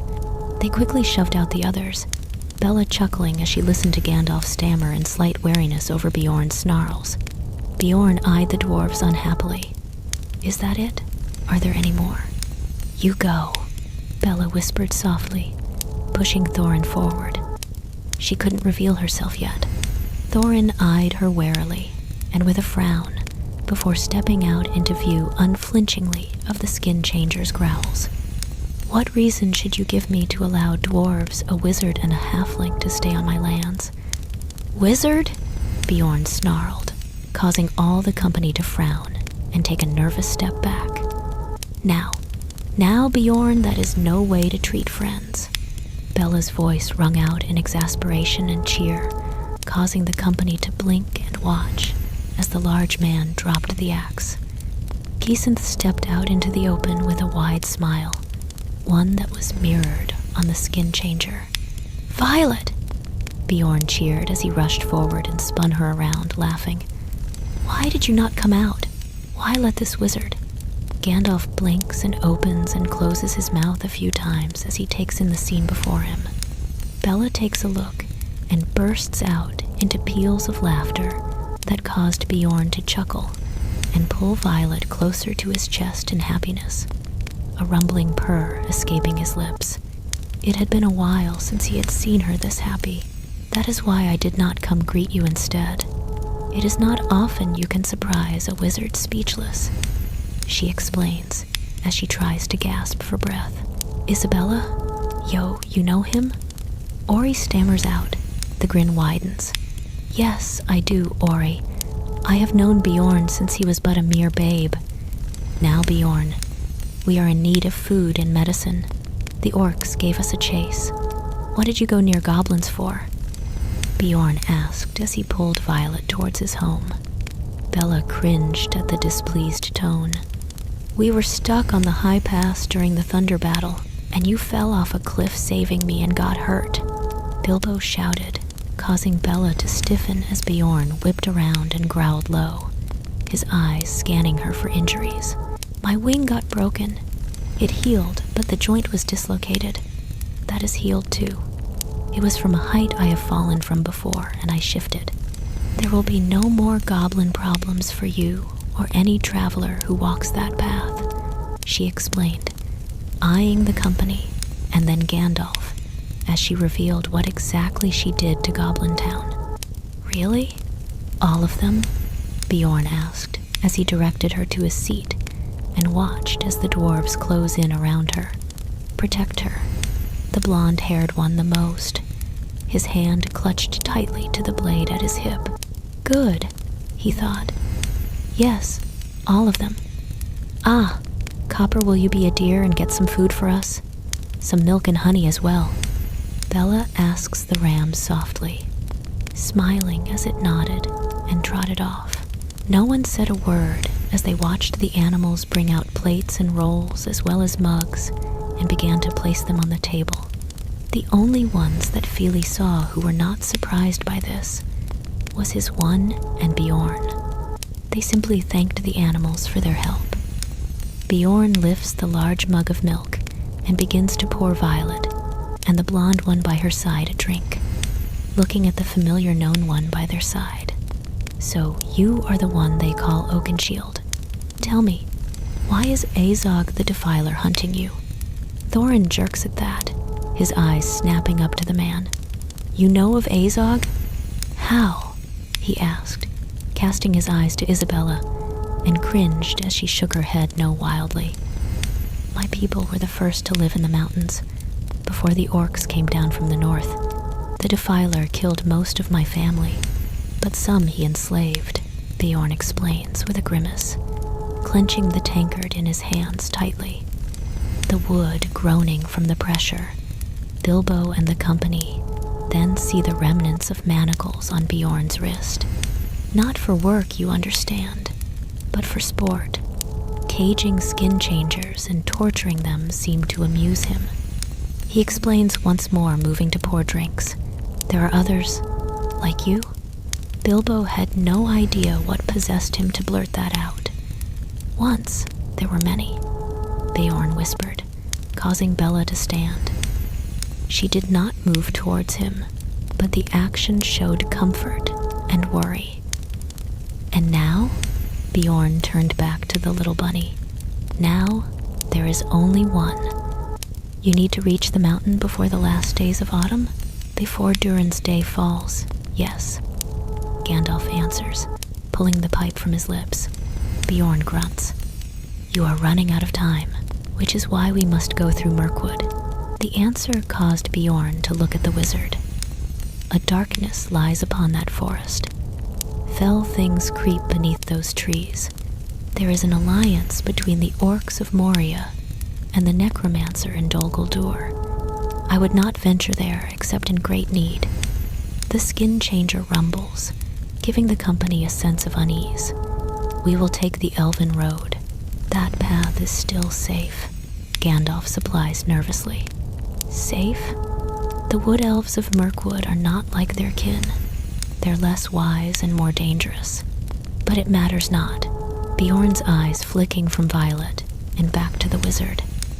Thorin turns back to the skin changer. What do you mean? These lands are crawling with orcs. Their numbers are growing, and you are on foot. I will not allow Violet to be the one to protect you all by herself. Bjorn rumbles out. I am fine, Bjorn. You know a mere handful of orcs do not worry me. Kisenth replies back in a huff.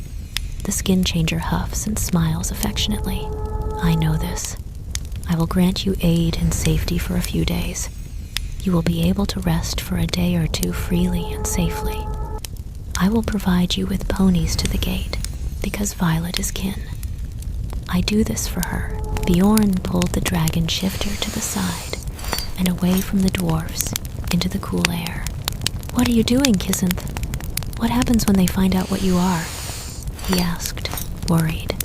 Bella looked into the window, her eyes landing on Fíli, who was laughing with his brother. The flaxen-haired one is my mate. I cannot leave him now, if I shall die in their hands. Man, orc or elf, then I shall die happy I found my mate. They know I shift, but know not of what my true form island. They will soon, and it is a risk I will take to kill that bastard once and for all. She growled, her face hard and eyes dark, causing Bjorn to shudder. I do not want to see you fall. Sister, he growled out, causing Bella's face to soften. I will not Malzema, little brother. I have 3 hearts beating in my breast. I will not fall when I have much to live for, she whispered, cupping his face with her hands before brushing back his mane. What else worries you so? The darkness in Greenwood. It is old, much like you and I. I worry for you entering that cursed forest. The elves are not like their kinfolk, he growled out. Bella frowned and stepped back from Bjorn. I can resist the evil, Bjorn. I have resisted like all my clan did in the beginning, when Morgoth corrupted the others of Glaurung's offspring. I am Yavanna's creation, guardian. I did not mean that, Violet, he grumbled. He did not mean to offend his oldest friend and savior. He was merely worried for her. The forest makes me wild, and I do not want to see you in these. He finished holding up his still shackled wrist. I know you worry, Bjorn. I know the risks, and... She trailed off, her head snapping to the west. Orcs. Bella quickly rushed inside, removing her cloak, weapons and shoes quickly. She paused as her eyes landed on Fíli and held out her swords for him to take. Orcs are on the border. The bear and I will deal with it. Will you look after these for me? She explained / asked before dashing outside. The others followed, pausing at the doorway as they watched Isabella shift, her body vibrating and contorting before she burst into a great bear. Fíli felt his eyes to widen as he saw the golden fur upon her chest, going down in a Y shape. He would have to tell her. Mahal, several of the company whispered in shock. She had never shifted in front of them before. Around them from view, yes. Before them, never. Fíli blinked and stared down at the weapons in his hands. It was the 3rd time he was trusted to look after her weapons, and a high praise and trust that he would rather die than break. It was then he saw the etchings on the hilt of the blade, a series of slashes and dots. He looked at the other blade, the hilt slightly different than the other in color and shape, a different marking than the other. He fingered the hilt softly, shuddering at the power that rolled over him. Their names, Master Fíli, Gandalf supplied as he puffed his pipe. What does it say? Whose names? What writing is this? He asked the wizard. That is something you will have to ask Isabella yourself, he replied, before going back to ignoring them all. Fíli nodded and strapped the blades to his back, while the others began to converse. Once more, Kíli tried to get him to join the conversation, but his mind was on Isa, his Givashel, his one. It was late at night when laughter filled the air, the laughter of his one and of their hosts, All the Dwaro jumped to their feet as the door burst open, revealing a half-naked Bjorn and a dwarf-sized Isabella in just a very large tunic, both covered in the black blood of orcs. "What happened? Are you hurt?" Fíli rushed out as he dashed to her side. "Little Violet as well. We had fun killing the filth." Bjorn chuckled with a wide, toothy grin. "Why are you naked, lass?" Beaufort asked, causing Bomber and Goodlacoin to cringe. Bella turned her dark eyes upon the hatted dwarf. "Did you see me shift?" she asked him sharply. Yeah, that was mighty impressive," he stated, scratching his head. "Do you think my clothes shift with me?"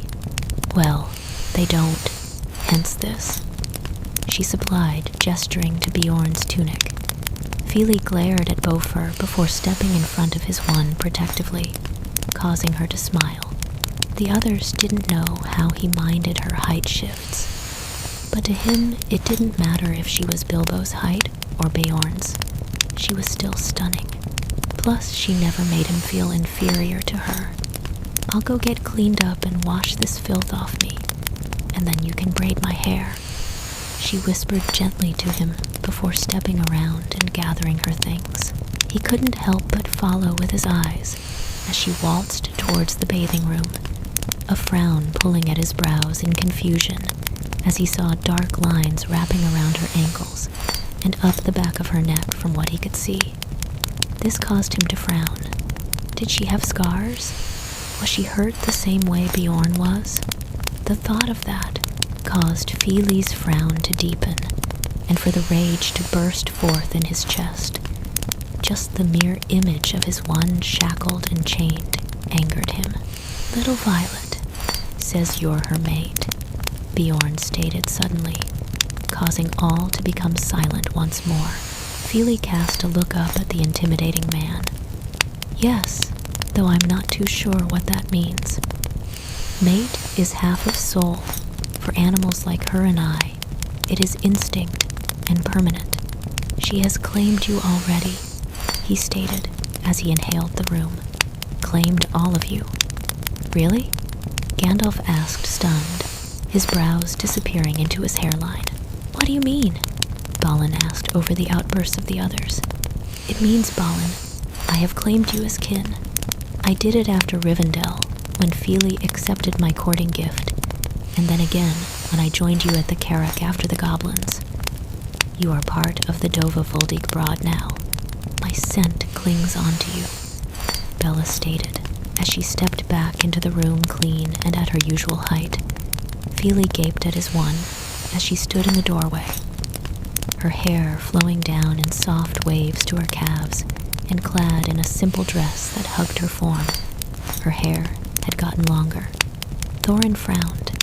"Will others of your clan not mind about this decision?" he asked, causing Fíli, Gandalf, and Bjorn to cringe. "Master Oakenshield, I am the last of my kind. I am a shifter, not a skin changer. My kind was hunted and killed out in the very beginning of the Second Age because of our true forms," she stated seriously, but there was no emotion beyond that. "Di Lokal, will you?" she asks fondly, gesturing to her hair. Fíli smiled and nodded, chuckling as she practically collapsed at his feet. With a shake of his head, he began to pull out his combs to brush and braid her hair.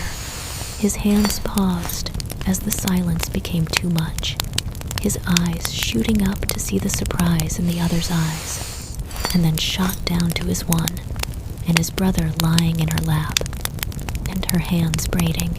"This isn't new. It started the night after we began to court," Fíli explained.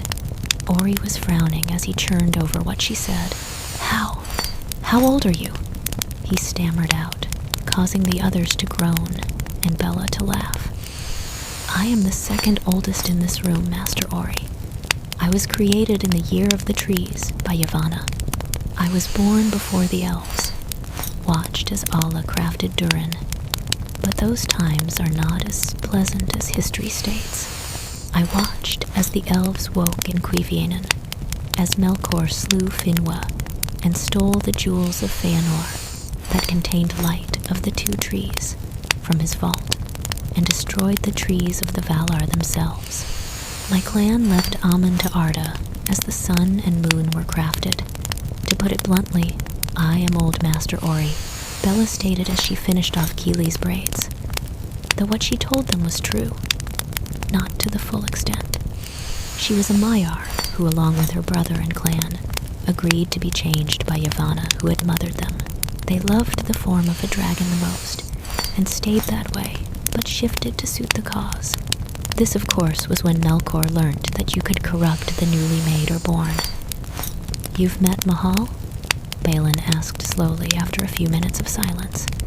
"Of course I have, as has Gandalf. Thorin looks most like Mahal as Durin was crafted to look like him," she explained, and raised her brows as everyone gaped. "I do believe you broke them." Gandalf chuckled. "What of hobbits?" "Isabella?" Bilbo asked, curious, causing me to give him a fond smile. "My dear hobbit, you were crafted by Yavanna herself the day after she and Mahal Wednesday. It was a splendid wedding, and your creation ERU allowed it. A gift." She chuckled before standing, her back cracking as she stretched. "What is your true form?" Fíli asked suddenly, curious to know as she always seemed to skirt around it, causing her to tense. "Aye, what form caused people to hunt and kill your clan?" Dwalin rumbled out, a hiss escaping her lips. "I will not say, for I cannot," she choked out before shaking her head and leaving, her heart heavy. She found her mate in a Dwaro whom was raised to hate and fear dragons. Even if she was not like those twisted beings, her whole clan killed. She was a liability, and the proof to that was her time with the elves. The elves know who she is. They can see it, sense it. So she hid away from them, did not utter a word in their presence, and dealt with the constant shadow or arrow at her back. So if the Dwaro, her mate, were to find out, he would hate her. Would he try to kill her if that was the command? Eve a shell. Fíli asked, concerned, as he followed her out into the night. Bella sighed as her mate knelt by her, Fíli at his side with matching worried eyes. Fíli brushed away the lone tear that spilt over and held back the frown at the scalding hot liquid. "What is wrong, Namad?" Kíli asked as he curled up into her side while Fíli sat before her, taking her hands in his. "If I was a monster, if your kin saw me as a monster, would you still love me?" she asked softly, letting her fear shine through. Fíli and Kíli frowned on the spot at the words. "Of course we would, Issa. Your true form can't be that bad," Kíli replied, causing her hearts to clench, guilt churning in her stomach. Another tear slipped free of her eye, leaving an angry red mark behind. She was quick to wipe it away before it evaporated and stood. "I hope one day you'll forgive me, you and Malzema both. You've called me that before. What does it mean?" Kíli asked, changing the subject. No matter what the others may see or think, he knew when one wished not to continue a discussion any further. This time, Bella chuckled. "It means little brother in my mother tongue. Can you teach us some words?" Kíli asked, excited, and both she and Fíli exchanged fine looks. "I can, but it is much like your Kustul," she explained, sitting back down once more. 2 days later found them all ready to leave towards Mirkwood. No one was eager to leave, and the ones that were most eager to stay was Bilbo, and surprisingly, Isabella. The company had awoken that morn with the sounds of arguing, all storming from the skin changer's house, battle ready only to stop, as they saw Isabella screaming at Bjorn as she beat him on the chest. The large skin changer didn't say a word as she beat upon his chest and snarled at him in a language they couldn't understand, and when one asked, they received no reply. In fact, Isabella has not said or made a single sound since they left. Even Gandalf became worried. for he had seen the despondency once before, and it was after her kin had been killed, and she was the only one to survive. "Give a shell?" Fíli asked, concerned, as he took in his one's blank expression. In fact, the whole company was concerned to see the lass so silent as she walked absent-mindedly between them all. When she did not respond, Fíli tried once more, this time in her own tongue. "Di kun? My light, I am worried," Fíli finally announced as they stopped for the night. I am too, laddie." Good Lucoin replied softly as he stared at the rigid form of Isabella. "Gandalf, do you know what she and Bjorn argued about?" "We know you speak her tongue," Dori asked this time as he moved towards the frowning wizard. "Bjorn is worried about the forest and the effect it has on her. He was trying to convince her to just go around, do something other than walk through it, but she would not leave his side," Gandalf explained, casting a look towards Fíli. "What is bad about the forest that concerns Master Bjorn so?" "We know he said that there was a darkness upon the forest, but how bad is it?" Balin asked this time as he listened in on the conversation. Gandalf spared him a glance. "The forest is sick with a darkness that has not been felt in an age or more. He knows it. She knows it. It is like the twisted sickness that killed her kin. And I believe he told her the truth of it. And she's just... I remember that time quite well. You know, the darkness of the lands that twisted into the hearts of all free people and corrupting them. Isabella's clan was the Guardians of Arda, and they had just been wiped out with only her left. The war was horrific.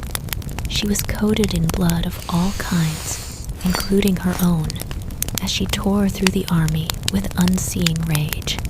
I fear that the forest will be a horrible reminder, and it's starting to bring back the smell of war and death. She won't be the same once we step foot into the forest of Mirkwood." The company stopped and stood frozen as Gandalf spoke, watching as his eyes glazed over and rambled. They knew he spoke more than he intended to, but they would not utter a word about it to the lass, for many of them knew those types of memories do not go away. "I will be more animalistic," Bella said, no more than a whisper, but everyone heard it. "Bjorn was worried if the elves caught us I will be like he," she murmured, her hands rubbing her wrists. "We won't let them," Fíli snarled as the action finally clicked, and he could recall the chain and cuff that rested on the skin changer's wrist. "Oh, my sweet Kulan, just promise me you won't do anything foolish. All of you, for I won't be able to hold my temper.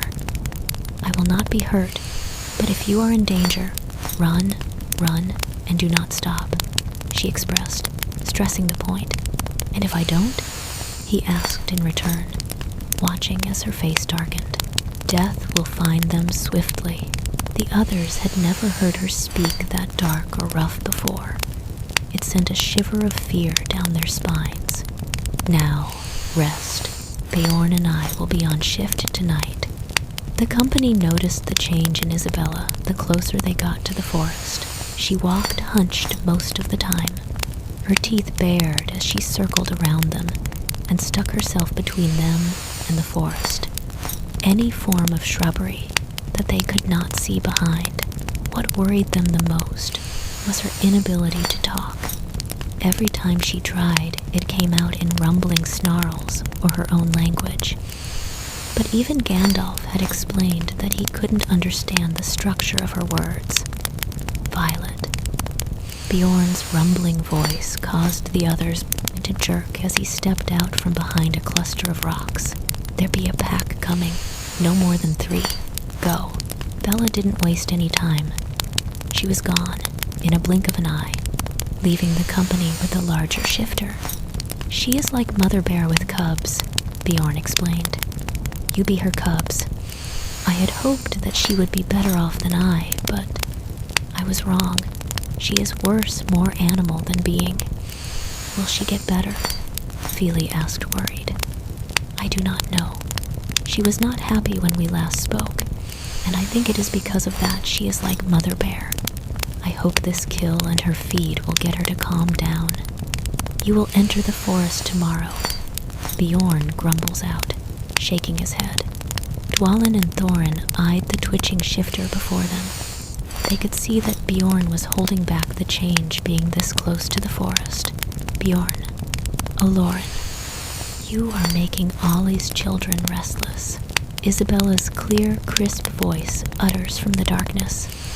Gandalf blinked and then grimaced. Formality. This or growls, was her reply, as she stepped from the shadows in all her bloody glory once more, though this time it was only her hands to her elbows that were stained black and red. Olorin? One of the company asked, confused. But your name is Gandalf? Or is it like how we call you Tharkun and the elves Mithrandir? Gandalf choked on his pipe and glared at a smirking Kisenth. Olorin is it is what my clan call him. For now we must sleep. Tomorrow we reach the forest gate and enter the forest of the firstborns. The pack is close, and we will need all speed and strength to move quickly tomorrow. Come, my true heart, brother. Kisenth gestured for Fíli and Kíli to join her as she moved towards the bedrolls, curling around them both protectively, her sword clutched in one hand. Tomorrow we ride hard and enter the Kurb Tahrab Mizar's Tamanal realm, horse-riding tree dweller. Thorin grunted out as he too began to take his spot by the fire. The company stood before the forest with unease, their eyes shifting from the twisted trees to the stiff back of Isabella and Gandalf just before the entrance. Dragon eyes peered at the wizard. The forest is indeed sick. I never met Orifarion, but there must be something wrong for him to let the forest be this tainted. Thranduil has never been the same since the death of his father and wife, but that is no excuse, replied Gandalf, as they made their way into the twisted entrance. Vines grew over the elven statues that Gandalf knew to be of Thranduil's wife. This forest feels sick, as if a disease lies upon it. Is there no way around? Bilbo called out, pausing halfway between the company and the forest, nausea beginning to rise in his throat the closer he got to the forest. Gandalf paused and looked back at Bilbo. Not unless we go 200 miles north, or twice that distance south. A deep thrum echoed in Kisenth's ears as she stepped further down the path. Her eyes locked onto a particular spot and couldn't seem to look away. The thrum growing louder the closer she got. She felt her heart speed up as fear began to settle in the depths of her stomach, the feeling making her uneasy. Something moves in the shadows unseen, hidden from our sight. Every day it grows in strength. Beware the necromancer. He is not what he seems. Kisenth paused a step away from the statue as Galadriel's voice washed over her. Gandalf watched as Kisenth raised her arm slowly and grasped the vines in her clawed hand before ripping it away. A scream echoed the silent forest as Kisenth stumbled back and grasped her head in pain. The company jolted as the scream reached them, jumping to their feet in an instant as they searched the forest for the danger. Fíli and Nori, though, knew that scream and rushed into the forest to see Gandalf hunched over, his hand covering Isabella's eyes. "Is she okay?" Fíli demanded as he sheathed his swords once more and rushed towards his one. But she and Gandalf both ignored him as they continued to stare at one another. "If our enemy has returned, we must know. Go to the tombs in the mountains. You must go. It is more important than traveling with us. Olorin, what I saw should not be possible. Go and go now," Kisenth ordered, shoving the wizard towards the exit in panic. Gandalf nodded before making haste, his voice echoing in the trees as he called out to the others not to let his horse go. "What was that about?" Nori asked, his eyes flicking from Isabella to Gandalf's retreating form. and back with curiosity. Nothing good. This land is sick. Sick with darkness that we had thought died out long ago. We must not step off the path. Trickery is in the air. Bella mumbled out as she stood to her feet once more with the aid of her mate. She could hear the land screaming silently in the back of her mind. She could hear the weeping of her lady, and it angered her. The elves will learn one day, she muttered to herself before shaking her head. My love, can you gather my packs? Fíli hesitated but nodded, giving Nori a look to tell him to look after her before rushing back out the forest. Bella whispered to herself and glanced around, her eyes wide and unseeing.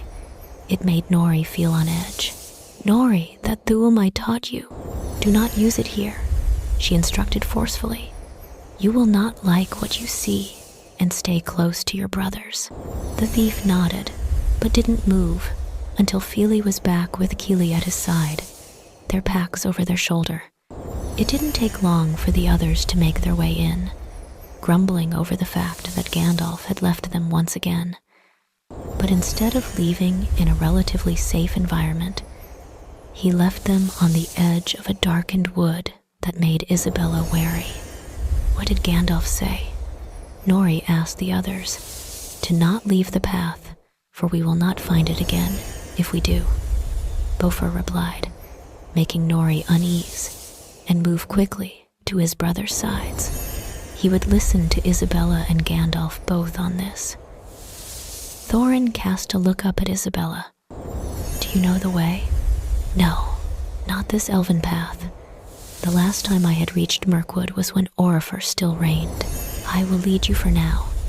I can sense the stone, but I must ask to not kill an animal in this forest. Thorin, all of you, she urged as she began to move forward, her mate at her side. Why is that, lass? Goodlucoin called out from behind. Because they are either infected with what has tainted this land, Goodlucoin, or they are the Watchers of Orome. But stags, deer in this forest, belong to his sister Nessa. It is bad luck to kill them if you see them, she explained, her voice drifting in the forest. She led them through the winding, tainted trees, her fingers twitching as she heard the screams. Yavanna blessed this poor wood, save them from this darkness. Her eyes scanned the treetops, periodically looking for any sign of the sun, but could not see. The trees had grown over in a way to block the light, the view of the sky. The further they went, the darker it got, and it made Bella on edge.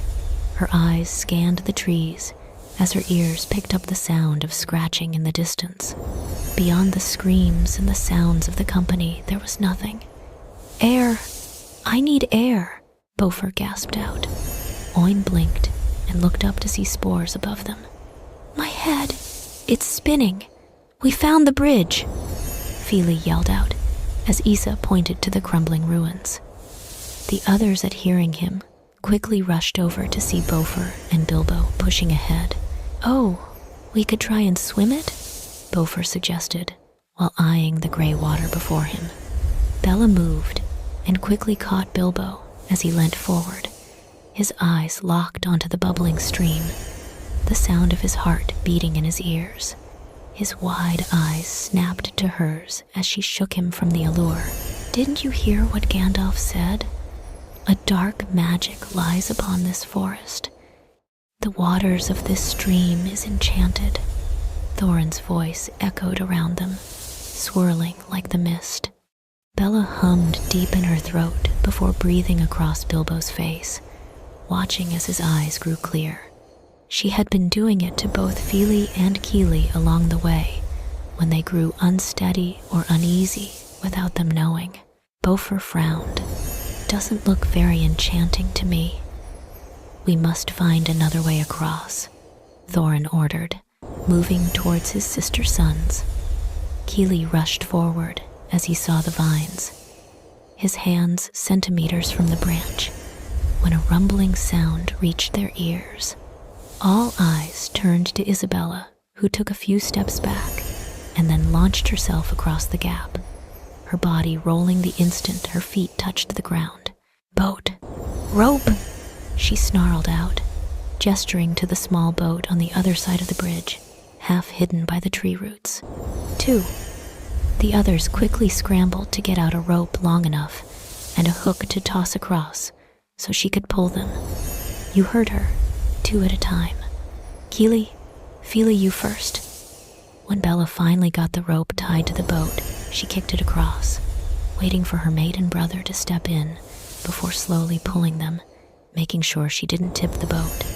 She could smell and taste the sleeping enchantment in the air from the mist that curled up from the water. We got it, Namad, Kíli uttered as he took the rope from her hands. He and Fíli both had been worried. She had stopped talking a day ago, and they were unsure if she knew how much time had passed exactly. Bomber and Bilbo will need to go last, Thorin pointed out as he and Dwalin got into the boat. Bomber frowned but nodded. He knew he was the biggest of the lot and the heaviest. If he went with Bilbo, then there was more of a chance he wouldn't capsize the boat, though it didn't make him any happier about the situation. As Thorin crosses, he casts his eyes upon a white stag off in the distance. It seemed to glow in the patch of light that it stood in. Bella watched in slow motion as Thorin raised the bow in his hands, her brows pulling down before jerking her head up as a whisper reached her mind. No! She screamed, throwing her whole body at Thorin as he let the arrow fly. Her head whipped around to see it miss, but chased the deer away from the path. She could feel the anger washing off of it as it did so. I told you not to do that. It is bad luck. I don't believe in luck. We make our own luck, Thorin growled as he lowered the bow and went to help the others, to pull Bomber and Bilbo across. The sound of hooves and snapping twigs had the company on edge. Bella did not move but closed her eyes. She had warned Thorin. The company jerked as a white stag jumped out of the shrubbery, and jumping over them all as they dived out of the way, its back legs knocking into Bomber, sending him spiraling backwards into the river. Bomber! Bofer yelled, trying to get to his feet. No! Bella roared, pushing her way to the edge of the stream. You cannot touch the water. The others paused as they watched her enter the stream. Isa! Fíli yelled, causing his one to pause and turn. Water doesn't affect. Magic cannot taint, she grumbled out, before hoisting Bomber up into her arms as if he weighed no more than a babe. She continued to hold him while the others began to make a makeshift stretcher with their coats and 2 long bits of wood before placing him on the bedding. We'll be fine. Wake up when we're off. The words to her own ears sounded garbled, and she shook her head, trying to clear the haze that began to settle over her mind. Join us. You will have power. Join us, SSS Dragon. Be free to kill. They don't care. Join us. No, she won't. Death. Hunger. You will be feared. Join us. Join us. The stinging on her cheek caused her to blink, and her vision began to clear. The first thing she took in was the webs, the black ooze that dripped from the branches and everything around it, before she focused on the dwarf before her. Ori? She asked, raising her hand to her cheek. You hit me. That stung a little.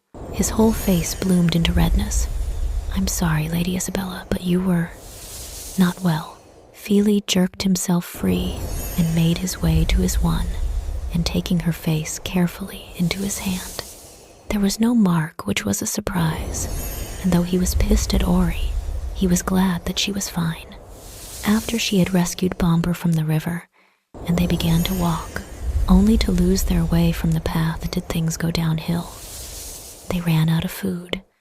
Hunger began to set in, and then so did the voices. Isa's eyes changed from colors to her rich brown as she switched between a guttural speech and her own. She looked crazed. It made the company wary and fearful when they had a clear mind. They had lost Thorin on the third day. They had chased the lights, the smell of meat and laughter, and in a flash, they were on the floor in the dark once more with Thorin missing. It was then that Isabella started to speak once again, pointed teeth and screaming. "What happened, Amralame?" Fíli asked softly. There were voices, taunting me to join them. She whispered, her head clearer than it had been in days. I felt a darkness latch onto me, and then Ori slapped me. I feel it no longer, but she could still hear the whispers. Her head shot up, and her eyes widened as she took in the surrounding area. All around them were webs, large webs she had thought belonged to a creature long since gone. Branches began to snap, and the sound of Bilbo yelling reached her ears. "Spiders!" She snarled just seconds before the chaos began. "Run! Run!" The company did as she asked and ran towards the opposite direction of the beasts, slashing and hacking their way through the trees and the beasts that attacked them, while a roar echoed the woods at their back. Bella snarled as screams reached her ears. She spun on her heel and followed the voices of her friends and adopted kin, her mate. The scream of her one reached her, sending her into a rage as it cut off abruptly, followed by the others. Isabella. She spun her glowing eyes, locking onto the spot where she heard Bilbo's voice, blinking when he suddenly appeared before her. "Help them. I will deal with the spiders. They will rue the day they hurt my kin," she snarled before jerking her head up towards where she heard the spiders chattering. Bilbo nodded and placed the ring on once more before climbing the tree. It didn't take long for her to cull half the spider pack, while the sound of dwarven battle cries filled the forest from the direction she came. It made her relax, and in that made her pay less attention to her surroundings, which was how she came across her company surrounded by elves. Fíli blinked and turned his eyes to the left as he felt the sensation of being watched, to see his mate staring at them with violet, red and melted gold eyes full of fury. Kíli's scream of pain and agony reached his ears, and he turned to give his one a look, recalling her promise before jerking free of his captor and running towards his brother. "Just promise me you won't do anything foolish, all of you, for I won't be able to hold my temper. I will not be hurt, but if you are in danger, run, run, and do not stop," she expressed, stressing the point. "And if I don't?" he asked in return, watching as her face darkened. "Death will find them swiftly." A cry tore from his lips as he felt an arrow graze across his leg, causing him to tumble down to the ground. The elves and Dwaro shuddered as a snarl of fury echoed the trees before Bella's massive frame broke through into the clearing, while tossing the elves out of her way like they were nothing. The company stared in horror as the elves began to attack her, arrows and swords, but none were matched against her. "I'd still your rage if I were you, monster," an icy voice threatened, causing Bella to still, as her eyes landed on the elf that held her mate with a blade at his throat. Legolas frowned as the beast snarled, her eyes flicking between the blonde dwarf and his lieutenant. He gestured for his guard to take the beast down, watching with a frown as it did so without complaint, her eyes never tearing away from the dwarf before dragging her off. Only then did the dwarves struggle. "We will deal with that later. Take them back to the halls and to the king. He wishes to have a word with them," he instructed before following after the creature. The company struggled as they were marched down to the cells, many throwing insults at the tree-shagging bastards. They had no clue on where Bilbo, Thorin, and Lady Isabella were, nor were they told about them. They all cursed the blasted forest. "Fee!" Kíli yelled, shoving his face against the bars and reaching out to his brother in hopes he would be in the cell beside him. "Key, I'm okay," Fíli called out, the voice echoing in the halls. "I'm over here. Dwalin is to your right, and Beaufort to the left."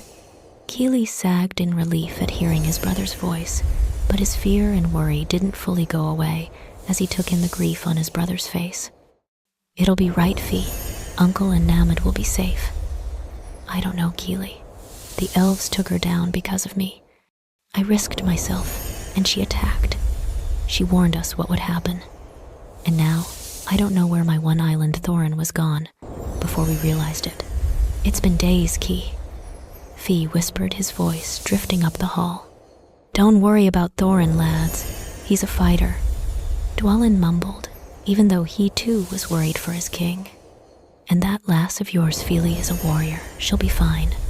"But what about Bilbo?" Kíli asked, worried.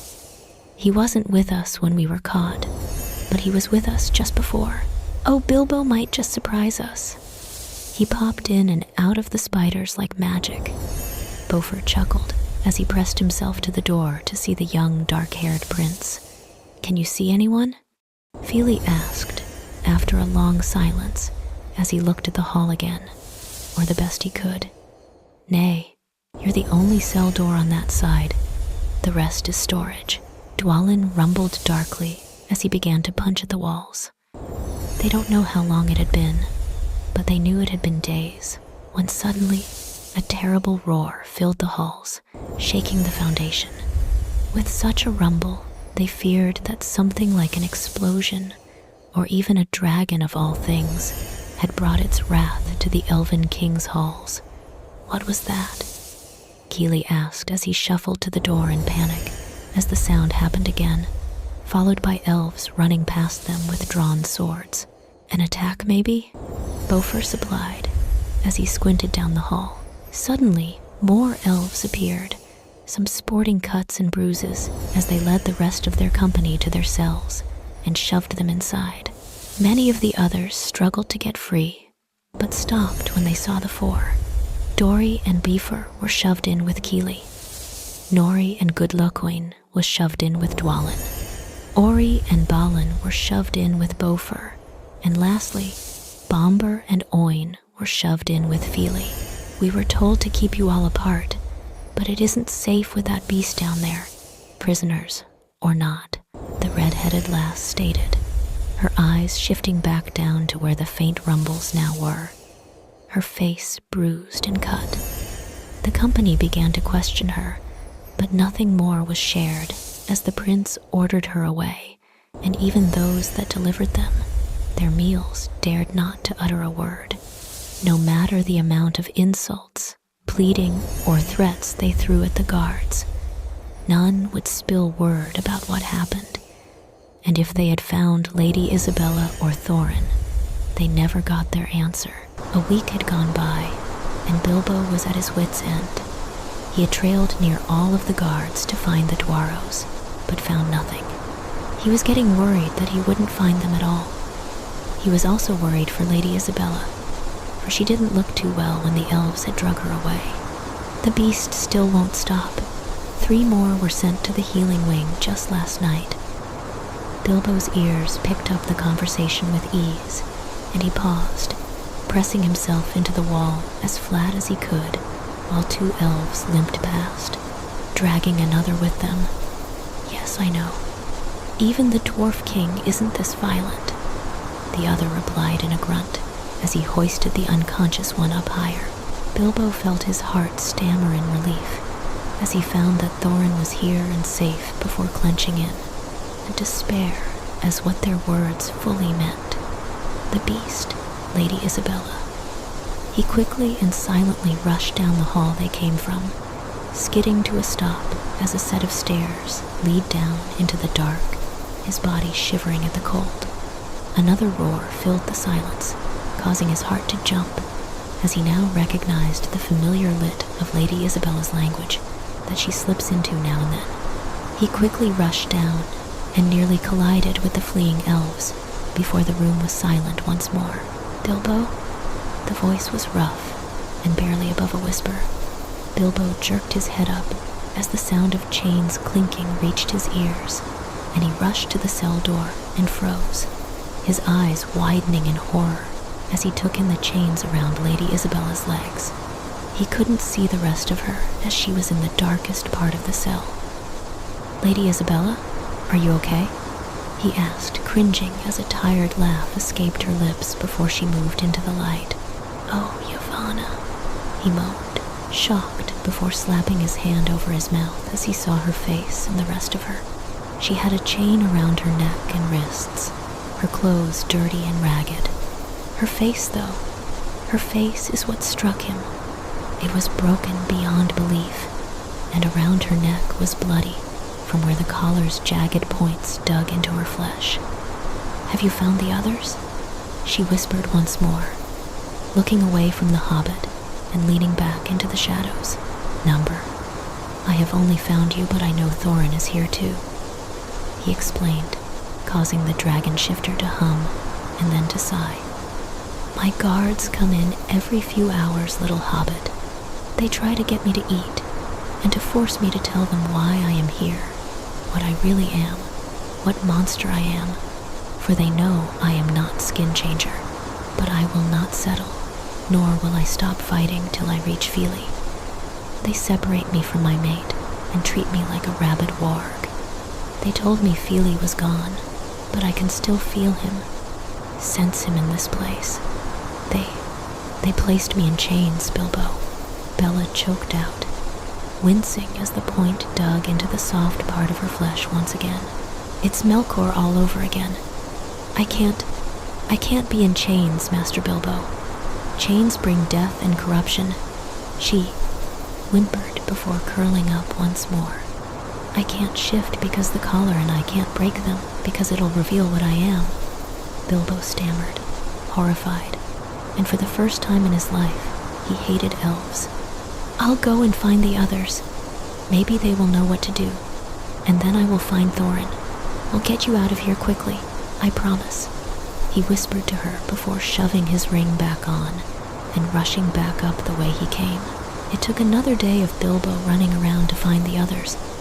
Thankfully, the loudness of Dwarrows helped in this instance, and he couldn't be more thankful to hear the dwarven insults they threw at their hosts. When Bilbo knew it was all clear, he slipped off the ring and stepped into view of the others, causing the company to jolt in surprise and shout. "Shh! They'll hear you!" he hissed, instantly hushing them. "We thought you dead, Bilbo," Beaufort whispered with a wide smile. "Aye, laddie, but you're a sight for sore eyes." Balin chuckled with a shake of his head. "I've been looking for you all over the past week. I still cannot find Thorin, though, but he is here," Bilbo informed, casting a look up and down the hall and his ears out for guards. "What about Isa? Have you found her?" Fíli demanded, causing Bilbo to spin around and choke, his eyes pooling with tears, causing Fíli to jerk back as horror began to settle in. "Is she dead?"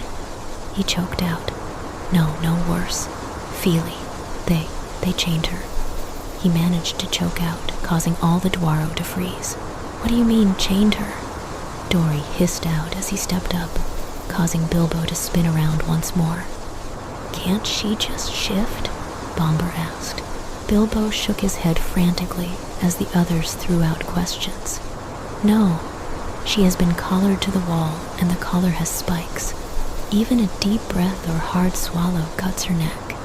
She's also got them on her wrists and ankles," he explained, and suddenly, a loud scream of rage.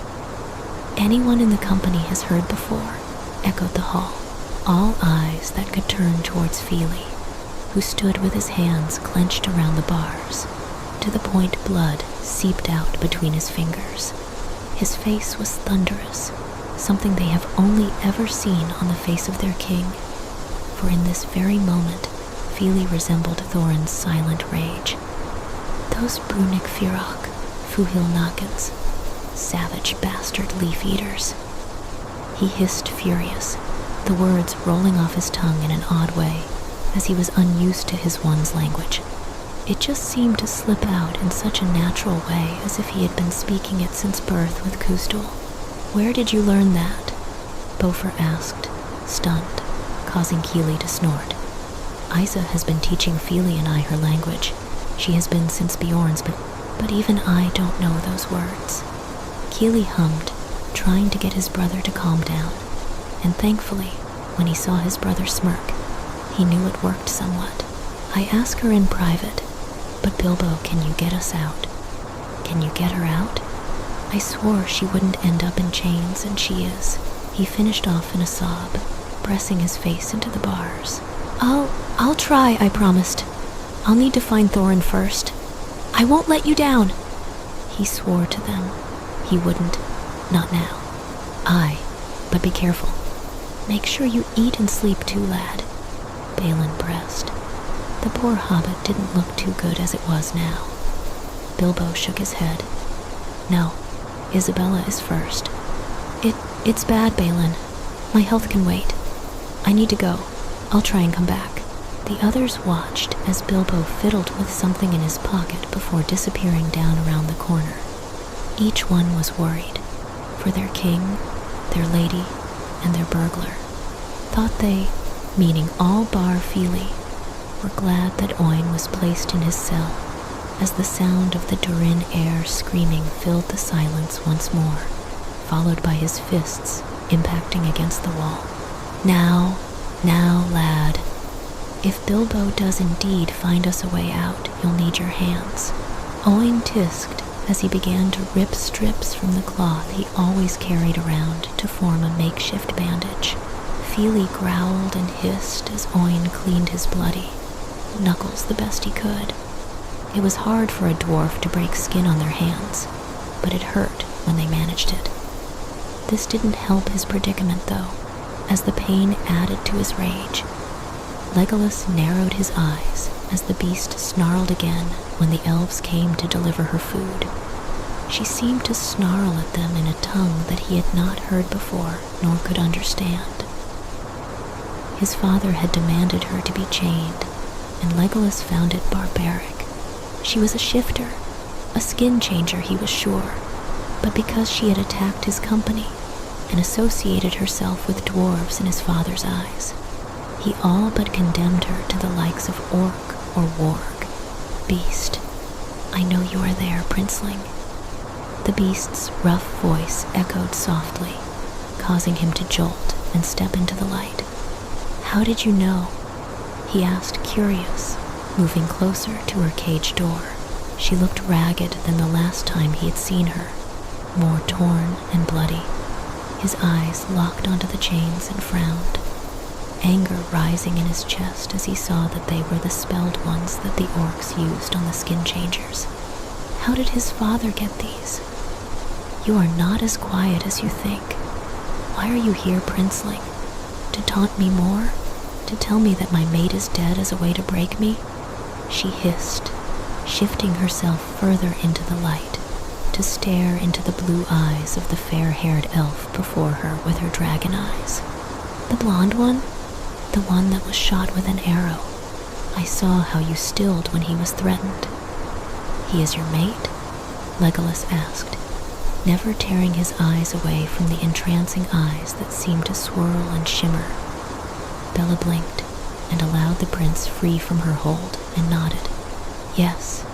Tell me, princeling, if you were old as I and finally found your mate, finally got the happiness you long desired, only to have them be hurt and threatened before being locked up and separated from them, how would you feel?" she asked, coming to a stand and making her way closer to the cage. "I would be angry," he finished, surprise, understanding the woman before him. "How old are you? What are you?" The chuckle that left the woman's throat had Legolas tensing. It was not a pleasant sound. No, it was pleasant, but it held all the mirth in the world. It was a laugh he could remember having long ago, before the death of his mother, before his father turned cold. "I am old, princeling. I will give you hints to what I am. I am Yavanna's creation. We were many when the War of the Wrath came, less when it ended. I am the being that came on the wind's scream. I am the one who made orcs flee. My name brings terror to foes and relief to my allies. I am the last resort. I am the defender of all." With that, Kisenth sat back down and into the shadows once more, leaving the prince to consume her words. Legolas frowned before pivoting on his foot and striding from the cells. He let his feet wander as he took in the words, the riddle that she had given him. I am Yavanna's creation. Now more than ever, he wished that he had paid attention to the lessons from his mother as an elfling on the creations of their maker's children made. We were many when the War of the Wrath came, less when it ended. She was older than his father, or maybe she was the same age as him. But Legolas knew that he was just a mere child in her eyes. If that was the way it was, it also confirmed why she kept calling him Princeling, or the fact that she knew he was even the son of Thranduil, the Elven King. His feet came to a sudden stop, and he found himself staring into the furious blue eyes of the blonde dwarf, the one the woman claimed was her mate. "Tell me, Princeling, if you were old as I and finally found your mate, finally got the happiness you long desired, only to have them be hurt and threatened before being locked up and separated from them." He could not get her words out of his mind now that he was before the very dwarf she spoke of, and his heart thudded painfully in his chest. "Your mate," he begins before pausing, his tongue tripping over the words he wishes to converse. She was not well, her body bloody from the devices his father had placed upon her, and she looked so broken in the cell. She was far from well, far from it. "Is worried for you." Fíli blinked up at the elf before him, the very one who had ordered her to be taken before them. His fist shot out between the bars and grasped the elf's tunic before yanking him harshly into the bars and face to face. "If she is harmed more in any way than she already has, there will be no place in this land where my wrath won't touch." His speech was gruff, and even the dwarvish possessive and protective side flaring up. "There is nothing I can do, dwarf. We all must follow the king's command. You of all should know that," Legolas replied unfazed, while he pried himself from the grip and stood once more. "Do you know what she is?" Fíli raised his brows and stifled his smirk. "Shifter. I thought you would know that, considering you're an elf, and have one protecting the other side of this forsaken forest." Another taunted, causing the others to laugh. But Legolas didn't tear his eyes away from the blonde one before him and squinted. He hummed in surprise when he realized that though they speak the truth, it was not what the woman was. With a small twitch of the lips, he turned and made his way towards the library. Mirkwood's library didn't have as much as Lothlorien or even Rivendell, but it had enough to help him. "Legolas?" Toriel's voice knocked him from his thoughts to see his captain beside him. "I have a riddle from the woman in the dungeons," he explained as he pushed the large doors open and made his way towards the shelves. Some of the books were unfortunately brittle. "Does no one come and read anymore?" Toriel followed her prince, shutting the doors behind her as she sensed the importance of this. "I will help you. I am Yavanna's creation. We were many when the War of the Wrath came, less when it ended," Legolas said out loud as he trailed his finger along the spines and paper of the scrolls and books, stopping on one about what had happened in the War of the Wrath. With gentle hands, he lifted it from its resting spot and carried it to one of the small tables. He opened the pages softly and read until he found what he was looking for. Yavanna's creations fought with ferociousness that was akin to their twisted brothers and sisters. Many shifted from true form to that of man or beast and stood to protect what was left of the races, fighting along the side of elves and valor. But one by one they began to fall, due to their twisted kin or the dark power of Melkor and his servants. In the end, from 1,040 remained, the protectors, Legolas frowned at the text, glancing at Tauriel as she too read the text before them, once and then twice. Protectors, she asked before walking over to where she knew the records for the last alliance stood, and began to flick through the pages until she came across the one she remembered. The people of the free world called the Protectors for aid, but only one came. Many grieved that the Protectors had, one by one, died by their kin's hands for their horde.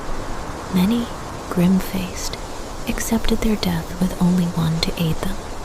But it was a chance more to win with one. She was mighty, soaring along the winds, scream as she decimated the orcs below and held off the great fire drake of the east. I am the being that came on the wind's scream. I am the one who made orcs flee. Legolas felt his heart constrict as he grabbed another book. A book that he had only seen when he was younger, when he had seen his father's scar for the first time. He slammed the book down heavily and flipped through the pages, pausing on the drawing before him, his eyes snapping to Tauriel in horror, and seeing it reflect back as they saw the woman down in their jail before them. Here is the only portrait of Kisenth, Protector of the Weak, last of Yavanna's protectors, the last of the dragon, shifters, defender of all. They continued to read, their eyes taking in all the information they could about the race.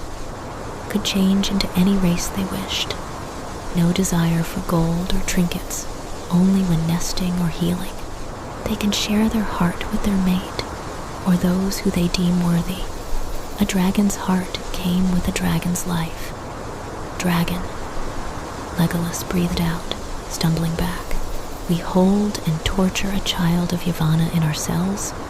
She is the protector of us all, and we must not tell anyone who she is. We must aid their escape. Tauriel frowned. But surely, Tauriel, if she is truly Kisenth, then it will be her to slay the beast in the mountain once and for all. You and I both know that sooner or later he will come from his mountain to feed once more.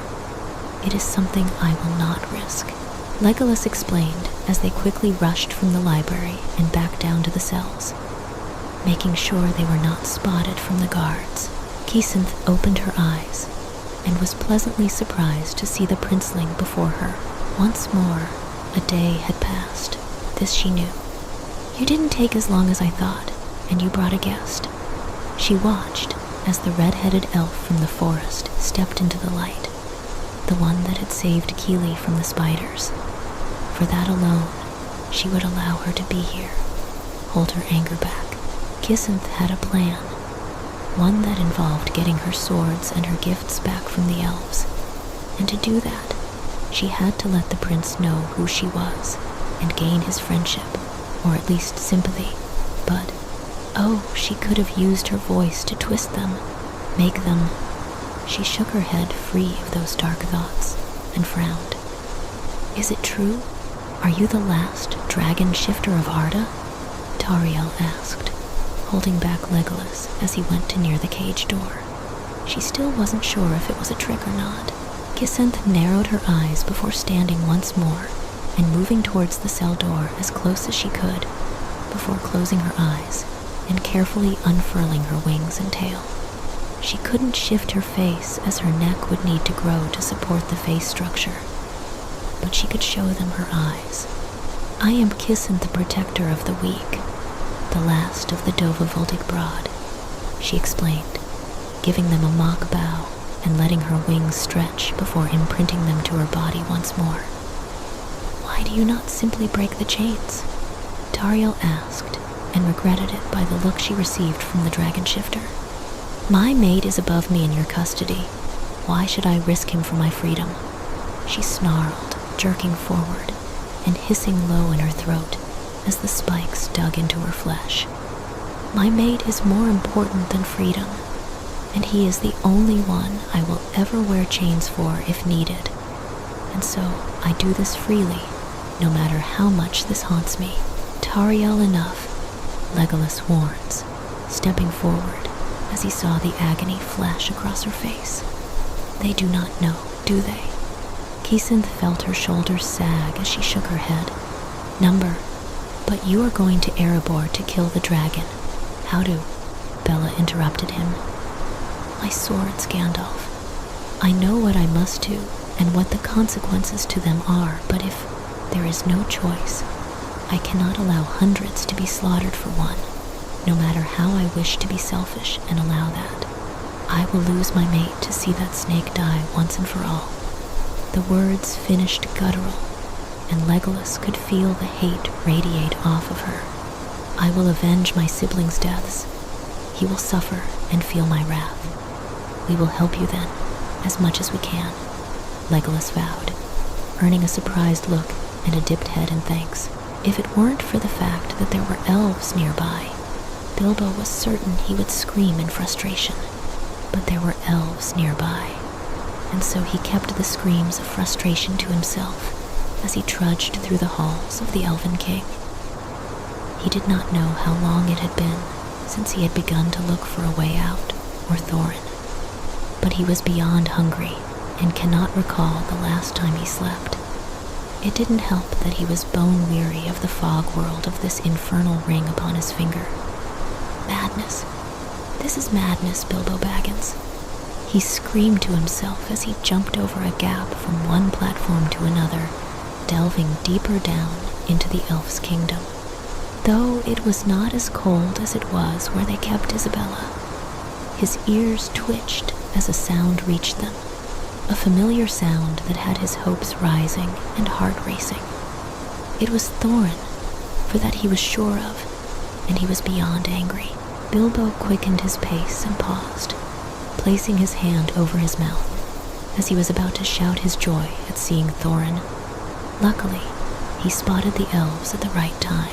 Here you go, dwarf. The elf chuckled as he dropped the tray of food at his feet, and just out of reach from the door, and what would be Thorin's reach, Gullion, the other warned, before glancing down at the dwarf in the corner. Are you willing to speak to my lord now? And still Thorin did not reply, nor move. It caused Bilbo's hearts to constrict. What had caused the great Thorin Oakenshield to become so still, silent, and broken? Fury like none other burned in the depths of Bilbo as he thought about what they could have done to Thorin. Did they too chain him like some animal as they have done Isabella? The elves snorted, or as close to as one of those uppity creatures could do, before spinning on their feet and striding back up the way they came from, one barely brushing Bilbo, who had pressed himself against the wall. He waited till he could not hear the elves anymore before ripping the ring from his finger and gasping at the sudden shift of equilibrium and barely any light. Thorin? He called barely above a whisper as he made his way to the door. Thorin! He hissed a little louder, caused the dwarf to jolt and spin around with his eyes wide. Bilbo? Thorin asked in disbelief. He could scarcely believe what he was seeing. The elves had told him that his company was never found, his nephews and kin, Bilbo, Isabella. But it was Isabella who had kept his hope alive in the accursed place, for he knew she was near unstoppable. He had seen swords graze across her flesh, as if nothing, and arrows reflecting from her too. But he brushed them away, as she was Yavanna's daughter, and perhaps she was built differently, more like him. The son of Mahal. Oh, thank the goddess Thorin. I have been looking everywhere for you all through these blasted halls. Mind you, my views on elves have been tainted by this lot after I saw Isabella, but Bilbo trailed off, his eyes scanning Thorin and staring in surprise. Thorin's appearance was bad. His hair, once maintained the best it could be, was in snares and tangles. His coat gone along with his armor, and even his heavy boots were missing. They thought placing me like this in the dark and cold would break me more, was all Thorin said in explanation as he watched the hobbit's eyes roam him in horror. It's not the coldest room. They have everyone as well as they can be, Bilbo explained, trying not to get into too much depth. He had seen the reaction the Dwaros gave when he told them about Isabella. He had seen the grief on Fíli, the rage, and he didn't wish to see it on Thorin's face, knowing that Isabella was to be his kin. You have found them then? They are together? Dwalin, Balin, Kíli, Fíli, Isabella? Thorin asked, his eyes narrowing when catching the flinch upon the hobbit's face at Isabella's name. What has happened, Bilbo? The others are many floors above. No, maybe 5 if I recall, and placed in 3 storage rooms. They are together, but some separated like Fíli and Kíli. They can see one another, but they cannot reach. Thankfully, Oin was with Fíli when I broke the news. He explained with a tired sigh. I found Isabella before the others, and Thorin. They have chained her. She cannot shift without being stabbed by the blades in the cuffs. Fíli did not take it well. Thorin snapped his mouth shut and growled. Do the elves have no honor? I expected hatred and unkindness, much like No, but I didn't expect them to be so cruel to women, to an obvious woman. Bilbo jerked as Thorin slammed his hands angrily on the wall, while nervously looking up the stairs for any sign of the elves' return. Shh, Thorin. They will come back. I'm trying my best to find a way out of here. I'm sorry, Bilbo. Thorin sighed, slumping back down to the ground and casting his eyes upon the burglar. I have been nothing but impatient and cruel, yet here you are helping me and my kin. I have been a fool, and you have every right to leave us. Thorin Oakenshield. You can be a bit of an idiot, yes, I agree, but I will dare not leave. I am a Baggins, and we Baggins keep our word. I will help you get your home back, so help me, if it's the last thing I ever do. But for now, you need to be ready. Where are your things? Bilbo ranted, not caring for the fact that Thorin was now staring at him, open-mouthed.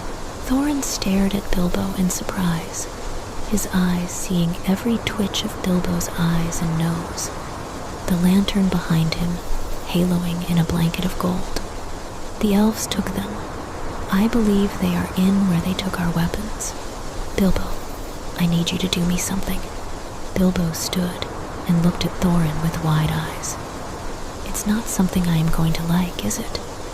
The deep rumble that escaped Thorin's lips threw Bilbo, and it took a second for him to realize he was laughing. Yes, but this is important. If you can find out weapons I need, to you bring my boots, but nothing else of mine. You need to get Isabella's swords and Fíli's, the courting gifts. Do you understand me? He asked softly, reaching through the bars and resting his hand on the hobbit's shoulder. They're the important ones. My nephew cannot leave his father's swords and the courting gifts. He understood. He had seen Fíli treasure his father's swords. He understood why he panicked when they were lost. I will go and seek Isabella first on her blades. She does not let anyone bar Fíli touch them. Yes, I have noticed too. Now go, and be safe, Bilbo, Thorin whispered as he watched Bilbo turn and disappear into the darkness. Bella snarled and thrashed as more elves came in her cell. She had peace as Legolas ordered the elves to leave her be, but now the bloody elven king wants to see her, and she will not be led by some forsaken creature on a chain. She was not a pet. But then she stilled and smiled. It was a smile that made the warrior elves wary as well as the sudden compliance. Bella was thinking of how she could help Bilbo seek for a way out of this accursed hell, and as well as to see if they will lead her past her mate. Chains rattled as she walked, each one held by the 4 guards, each with a dagger at various points of her body.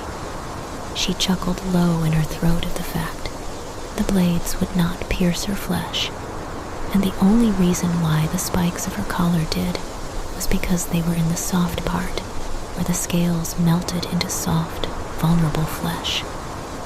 Kisenth hummed low in her throat as she was marched, and upstairs and down hallways, she could sense her mate grow closer and held back her wrath as she heard the elves taunt about showing them that she was bound as such.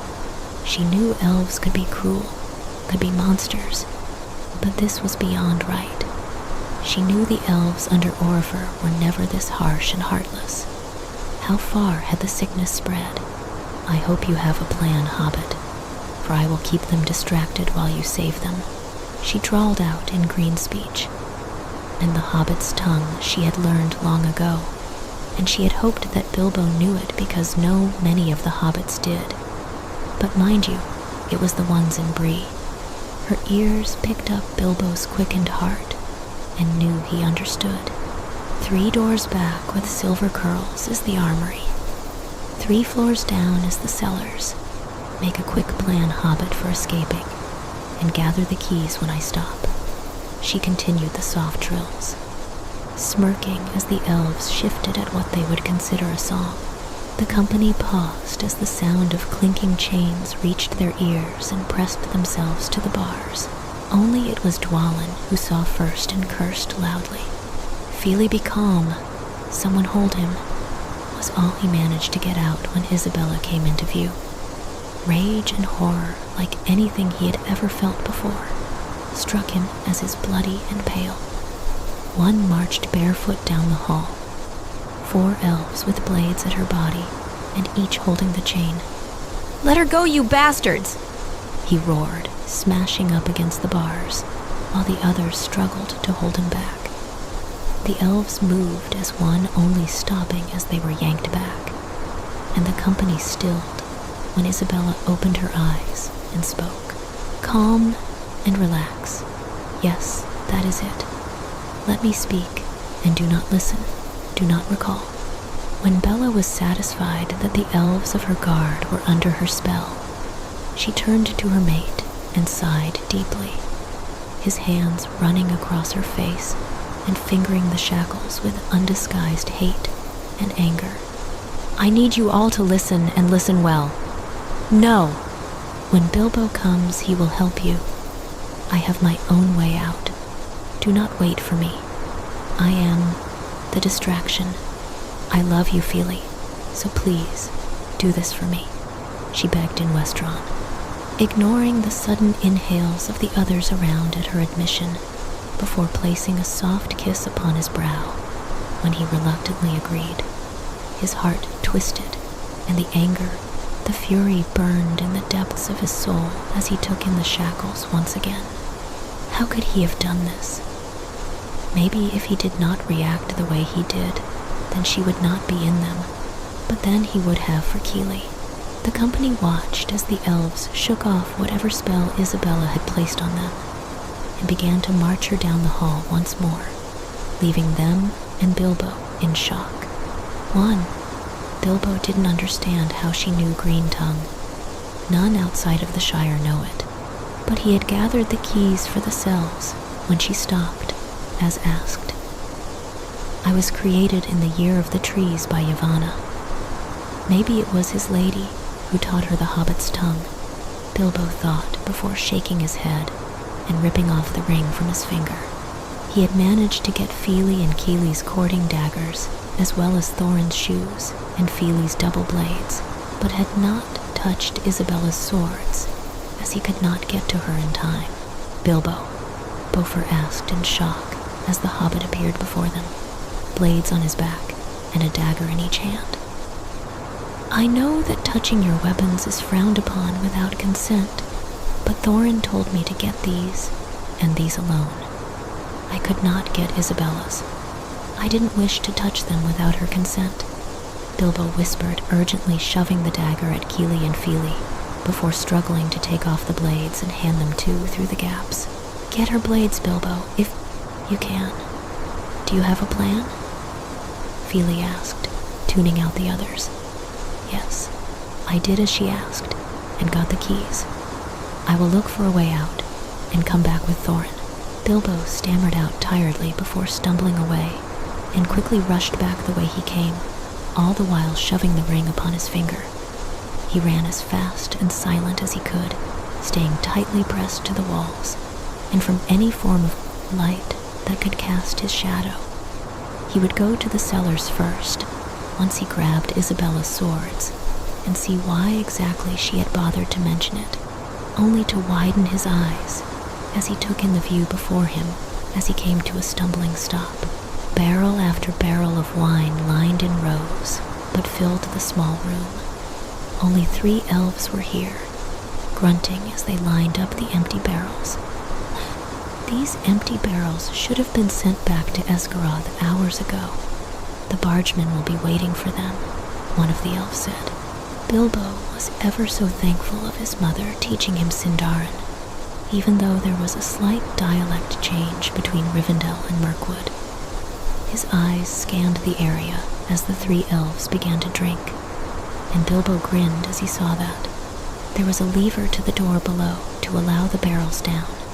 His smirk turned mischievous as he began to tiptoe around the shelves and looked for the strongest wine they had, grinning when he found some with 2 empty flagons by its side.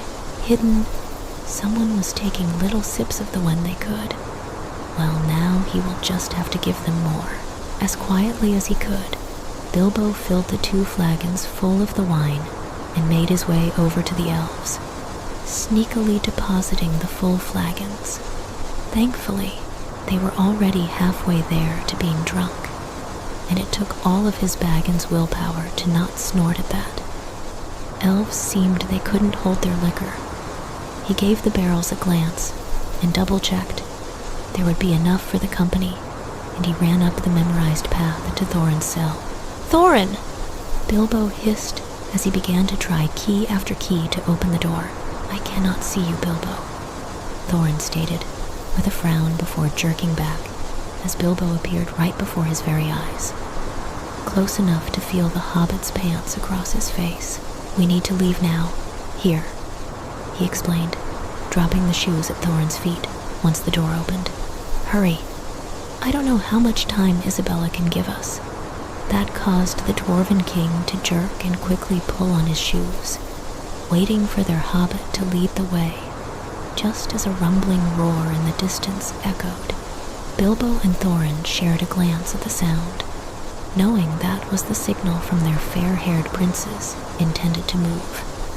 Dwarven boots echoed in the hallway, barely heard over the rumbling that was Isabella. They twisted and turned through the corridors, making sure to be unseen before finding themselves before the company once more. Thorin felt relief as he saw his kin, relatively okay, but together. "Thorin!" Kíli cheered, shoving himself into his uncle's arms. "We must hurry. We don't know how much time we have," Thorin explained, after tapping his forehead against Kíli's to comfort him. "Fíli, you must take these," Bilbo stammered out, gesturing to the swords on his back. "They don't feel right. The magic is uncomfortable." "Thank you, Bilbo," Fíli murmured, while taking the blades and strapping them with his own. "Lead the way." The hobbit nodded before turning on his foot and rushing back towards the cellar. They didn't have much time. He didn't know how he could tell, but something nagged in the back of his mind to hurry, and the silence behind him showed Bilbo that the others thought so too. Bilbo jerked to a stop, grunting softly as Kíli ran into his back, his heart hammering as he locked his eyes upon one of the elves woke, sighing in relief, when he just collapsed back into their drunk stupor. "I don't believe it! We're in the cellars!" Kíli cried out in anger as he took a look at the room. "You were supposed to be leading us out, not further in," Beaufort exclaimed, slightly betrayed. The others began to grumble their annoyance, causing Bilbo to snap. "Excuse me, why don't you just go back to your nice little cells and 3 meals a day, while Lady Isabella is risking herself? Now get in the barrels," he hissed, jerking his hand towards the said items. Dwalin glanced between the wooden barrels and the hobbit in disbelief. "Are you mad? They'll find us!" "Just trust me. Trust me. Lady Isabella told me the cellars were down here. Would she lead you astray?" To bother and confusticate these dwarves, Bilbo hissed silently before looking up at Thorin, near pleading him with his eyes to get his kin to do it. "Do as he says," he ordered roughly before jumping into the closest barrel, while the others scrambled to get in their own. He was a little uncomfortable at the exposure and the unknown, more so since he did not have his armor or protection, but at least he had his shoes. Fíli was the reluctant one that took both Kíli and Bilbo to convince him to get in his own barrel. He was still reluctant to do so. The only thing to comfort him was his one's words, and the fact he held her blades. He was not letting her out of his sight, though, when this was over, by Durin's beard. Bilbo quickly helped in the last few who were struggling before counting them all, sagging in relief when he counted all 13. He quickly made his way towards the lever and prayed to the Green Lady that his guess was correct when he saw the barrels and levers. "What do we do now?" Beaufort asked urgently, sticking his head out of the barrel. Bilbo sighed and spun around just as all the others stuck their heads out and looked at him expectantly. "Hold your breath," he informed them, before turning on his foot and jerking his weight into the lever, smirking in relief as the door below began to shift. Everyone groaned and cried out as they hit the water hard, no one happy at the prospect of being wet and vulnerable, but they did not question it. "Hold! Wait for Bilbo!" Thorin ordered before throwing his hands out and stopping them from floating away with the aid of Dwalin, and all eyed the wooden planks above as soft thumping noises sounded before Bilbo came sliding down and crashing into the water. "Well done, Master Baggins." Thorin smirked before turning around and began to paddle his way out of the cave. "Hold on!" he yelled as he saw the rapids begin before him, and prayed to Mahal that this was going to be an easy trip. Bella let out another roar as she spun, whipping the chains out like whips and sending another 2 elves away from her. She could feel the pull in her chest to find her mate, as the skirmish around her set her instincts on high. She could not shift yet, not until she was near Fíli, but by Yavanna, once this was done, she would be marking her mate, so she could feel that he was well and safe. "You dare chain me?" she roared, satisfied as she threw back another few guards, her eyes locking onto the prince who was gesturing for her to come. "You will rue the day when the truth comes," she hissed before coming to a complete stop, glowering at the bloodied elf king. Thranduil was tainted. She could see the evil that clung to his soul like that of his realm, and she longed for the days when Orifer was still around. "Ada, I will take her back to the cells," Legolas informs. Stepping from the shadows with Tauriel at his side, Kisenth waited for the elven bastard to decide, a continuous snarl rumbling from her lips as she allowed the red-haired captain to place a blade at her throat to show him she was no harm to his son. "Lock her in the depths. Maybe the cold will do more to break her. I will get the answers I desire, beast," the king hissed, dismissing her with a wave of his hand. Tauriel and Legolas winced as they jerked her chains, earning a hiss in warning before hurriedly pulling her from the chamber and down a series of pathways that she knew lead outside. "They have left, but you must hurry, because we cannot allow my father to find that I have betrayed him too," Legolas informed as he quickly unlatched her chains. Kisenth shook her legs and arms at the sudden loss of the weight and breathed deeply, cracking her neck as she did so. "I thank you then, child of Iluvatar. There is no need of thanks. Just slay that dragon, and we shall be considered even," Legolas replied. "Your weapons are missing as well. We are unsure how." "Were there any others taken?" she demanded in a growl. "If one of the elves took her blades, she would tear through this kingdom to get them back," Tauriel spoke up then. "Yes, the twin blades and 2 daggers. My mate has them then, good. He is the only one I allowed touch my kin for long periods of time without my presence," she rumbled, shocking them with the information. She cocked her head to the side and smirked as the sounds of Dwaro yelling over the stream. But another sound caught her ear. "Orcs!" The two elves jerked in surprise at the sudden viciousness on the word, before jolting as the dragon pushed off the ledge and jumped, just as a horn sounded the air. Kisenth pushed her legs as she felt her body shift, half eyeing the water in thought before jerking and spinning as she culled an orc. "No!" Thorin yelled as the gates closed, before his eyes widened as the heavily armed elf lurched forward, a black arrow sticking from his neck.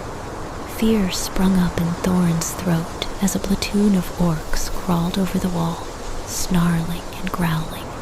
They were stuck and weaponless beyond Fíli. Kíli glanced up as the others around them fought off the orcs, his eyes spying the lever, and groaned. His brother was going to kill him, his uncle, and so was every other member, he thought, as he pushed himself out of his barrel and made his way towards it. He needed to get them out of here before they were all slaughtered. "Kíli!" Dwalin called, throwing one of Fíli's swords towards him as the other fought off two others with his one's blades. With ease, Kíli grabbed the blade from the air and drove it into the orc several times before making his way up the stairs, ducking, dodging, and slicing his way to it. He even managed to slice the head off of one orc while his brother killed another with his cording dagger.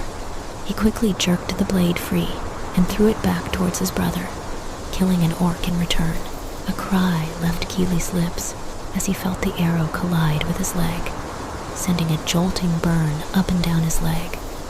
He could hear his brother scream as he groaned in pain and strained to pull the lever, his fingers brushing against the wood as his leg gave out, a haze growing on his mind. He could hear his uncle call for him, but he could only hear the roaring of water. Bella roared, her body soaring over the others as she slashed out with her claws and tail, making sure it was quick and painful while she pushed her way to Kíli.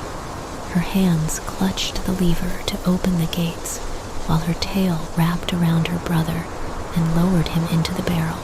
"The others be damned, she can just explain the shift," she roared as the gates opened before diving after them into the rapids, her body shifting into a mythical creature of earth than Arda. She's never had to grow gills before, that's for sure. And so the company pressed onward, each step carrying them closer to the mountain that waited in silence. Bonds of love had been sealed, oaths spoken in shadow and flame, yet trials still weighed upon their weary hearts. Isabella, the last dragon shifter, stood between light and darkness, her strength a shield, her heart a flame. Beyond Lake Town, the path wound toward destiny. The echoes of ancient songs lingered in the air, mingling with the whisper of wings unseen. But far above, within the hollow halls of Erebor, the shadow of smog stirred at last. His breath warmed the stones, his hunger spread across the land, and the world itself seemed to tremble. The story of Dragonheart was not yet finished. For in the chapters to come, love and loyalty would be tested by fire, and the choices of a few would shape the fate of many.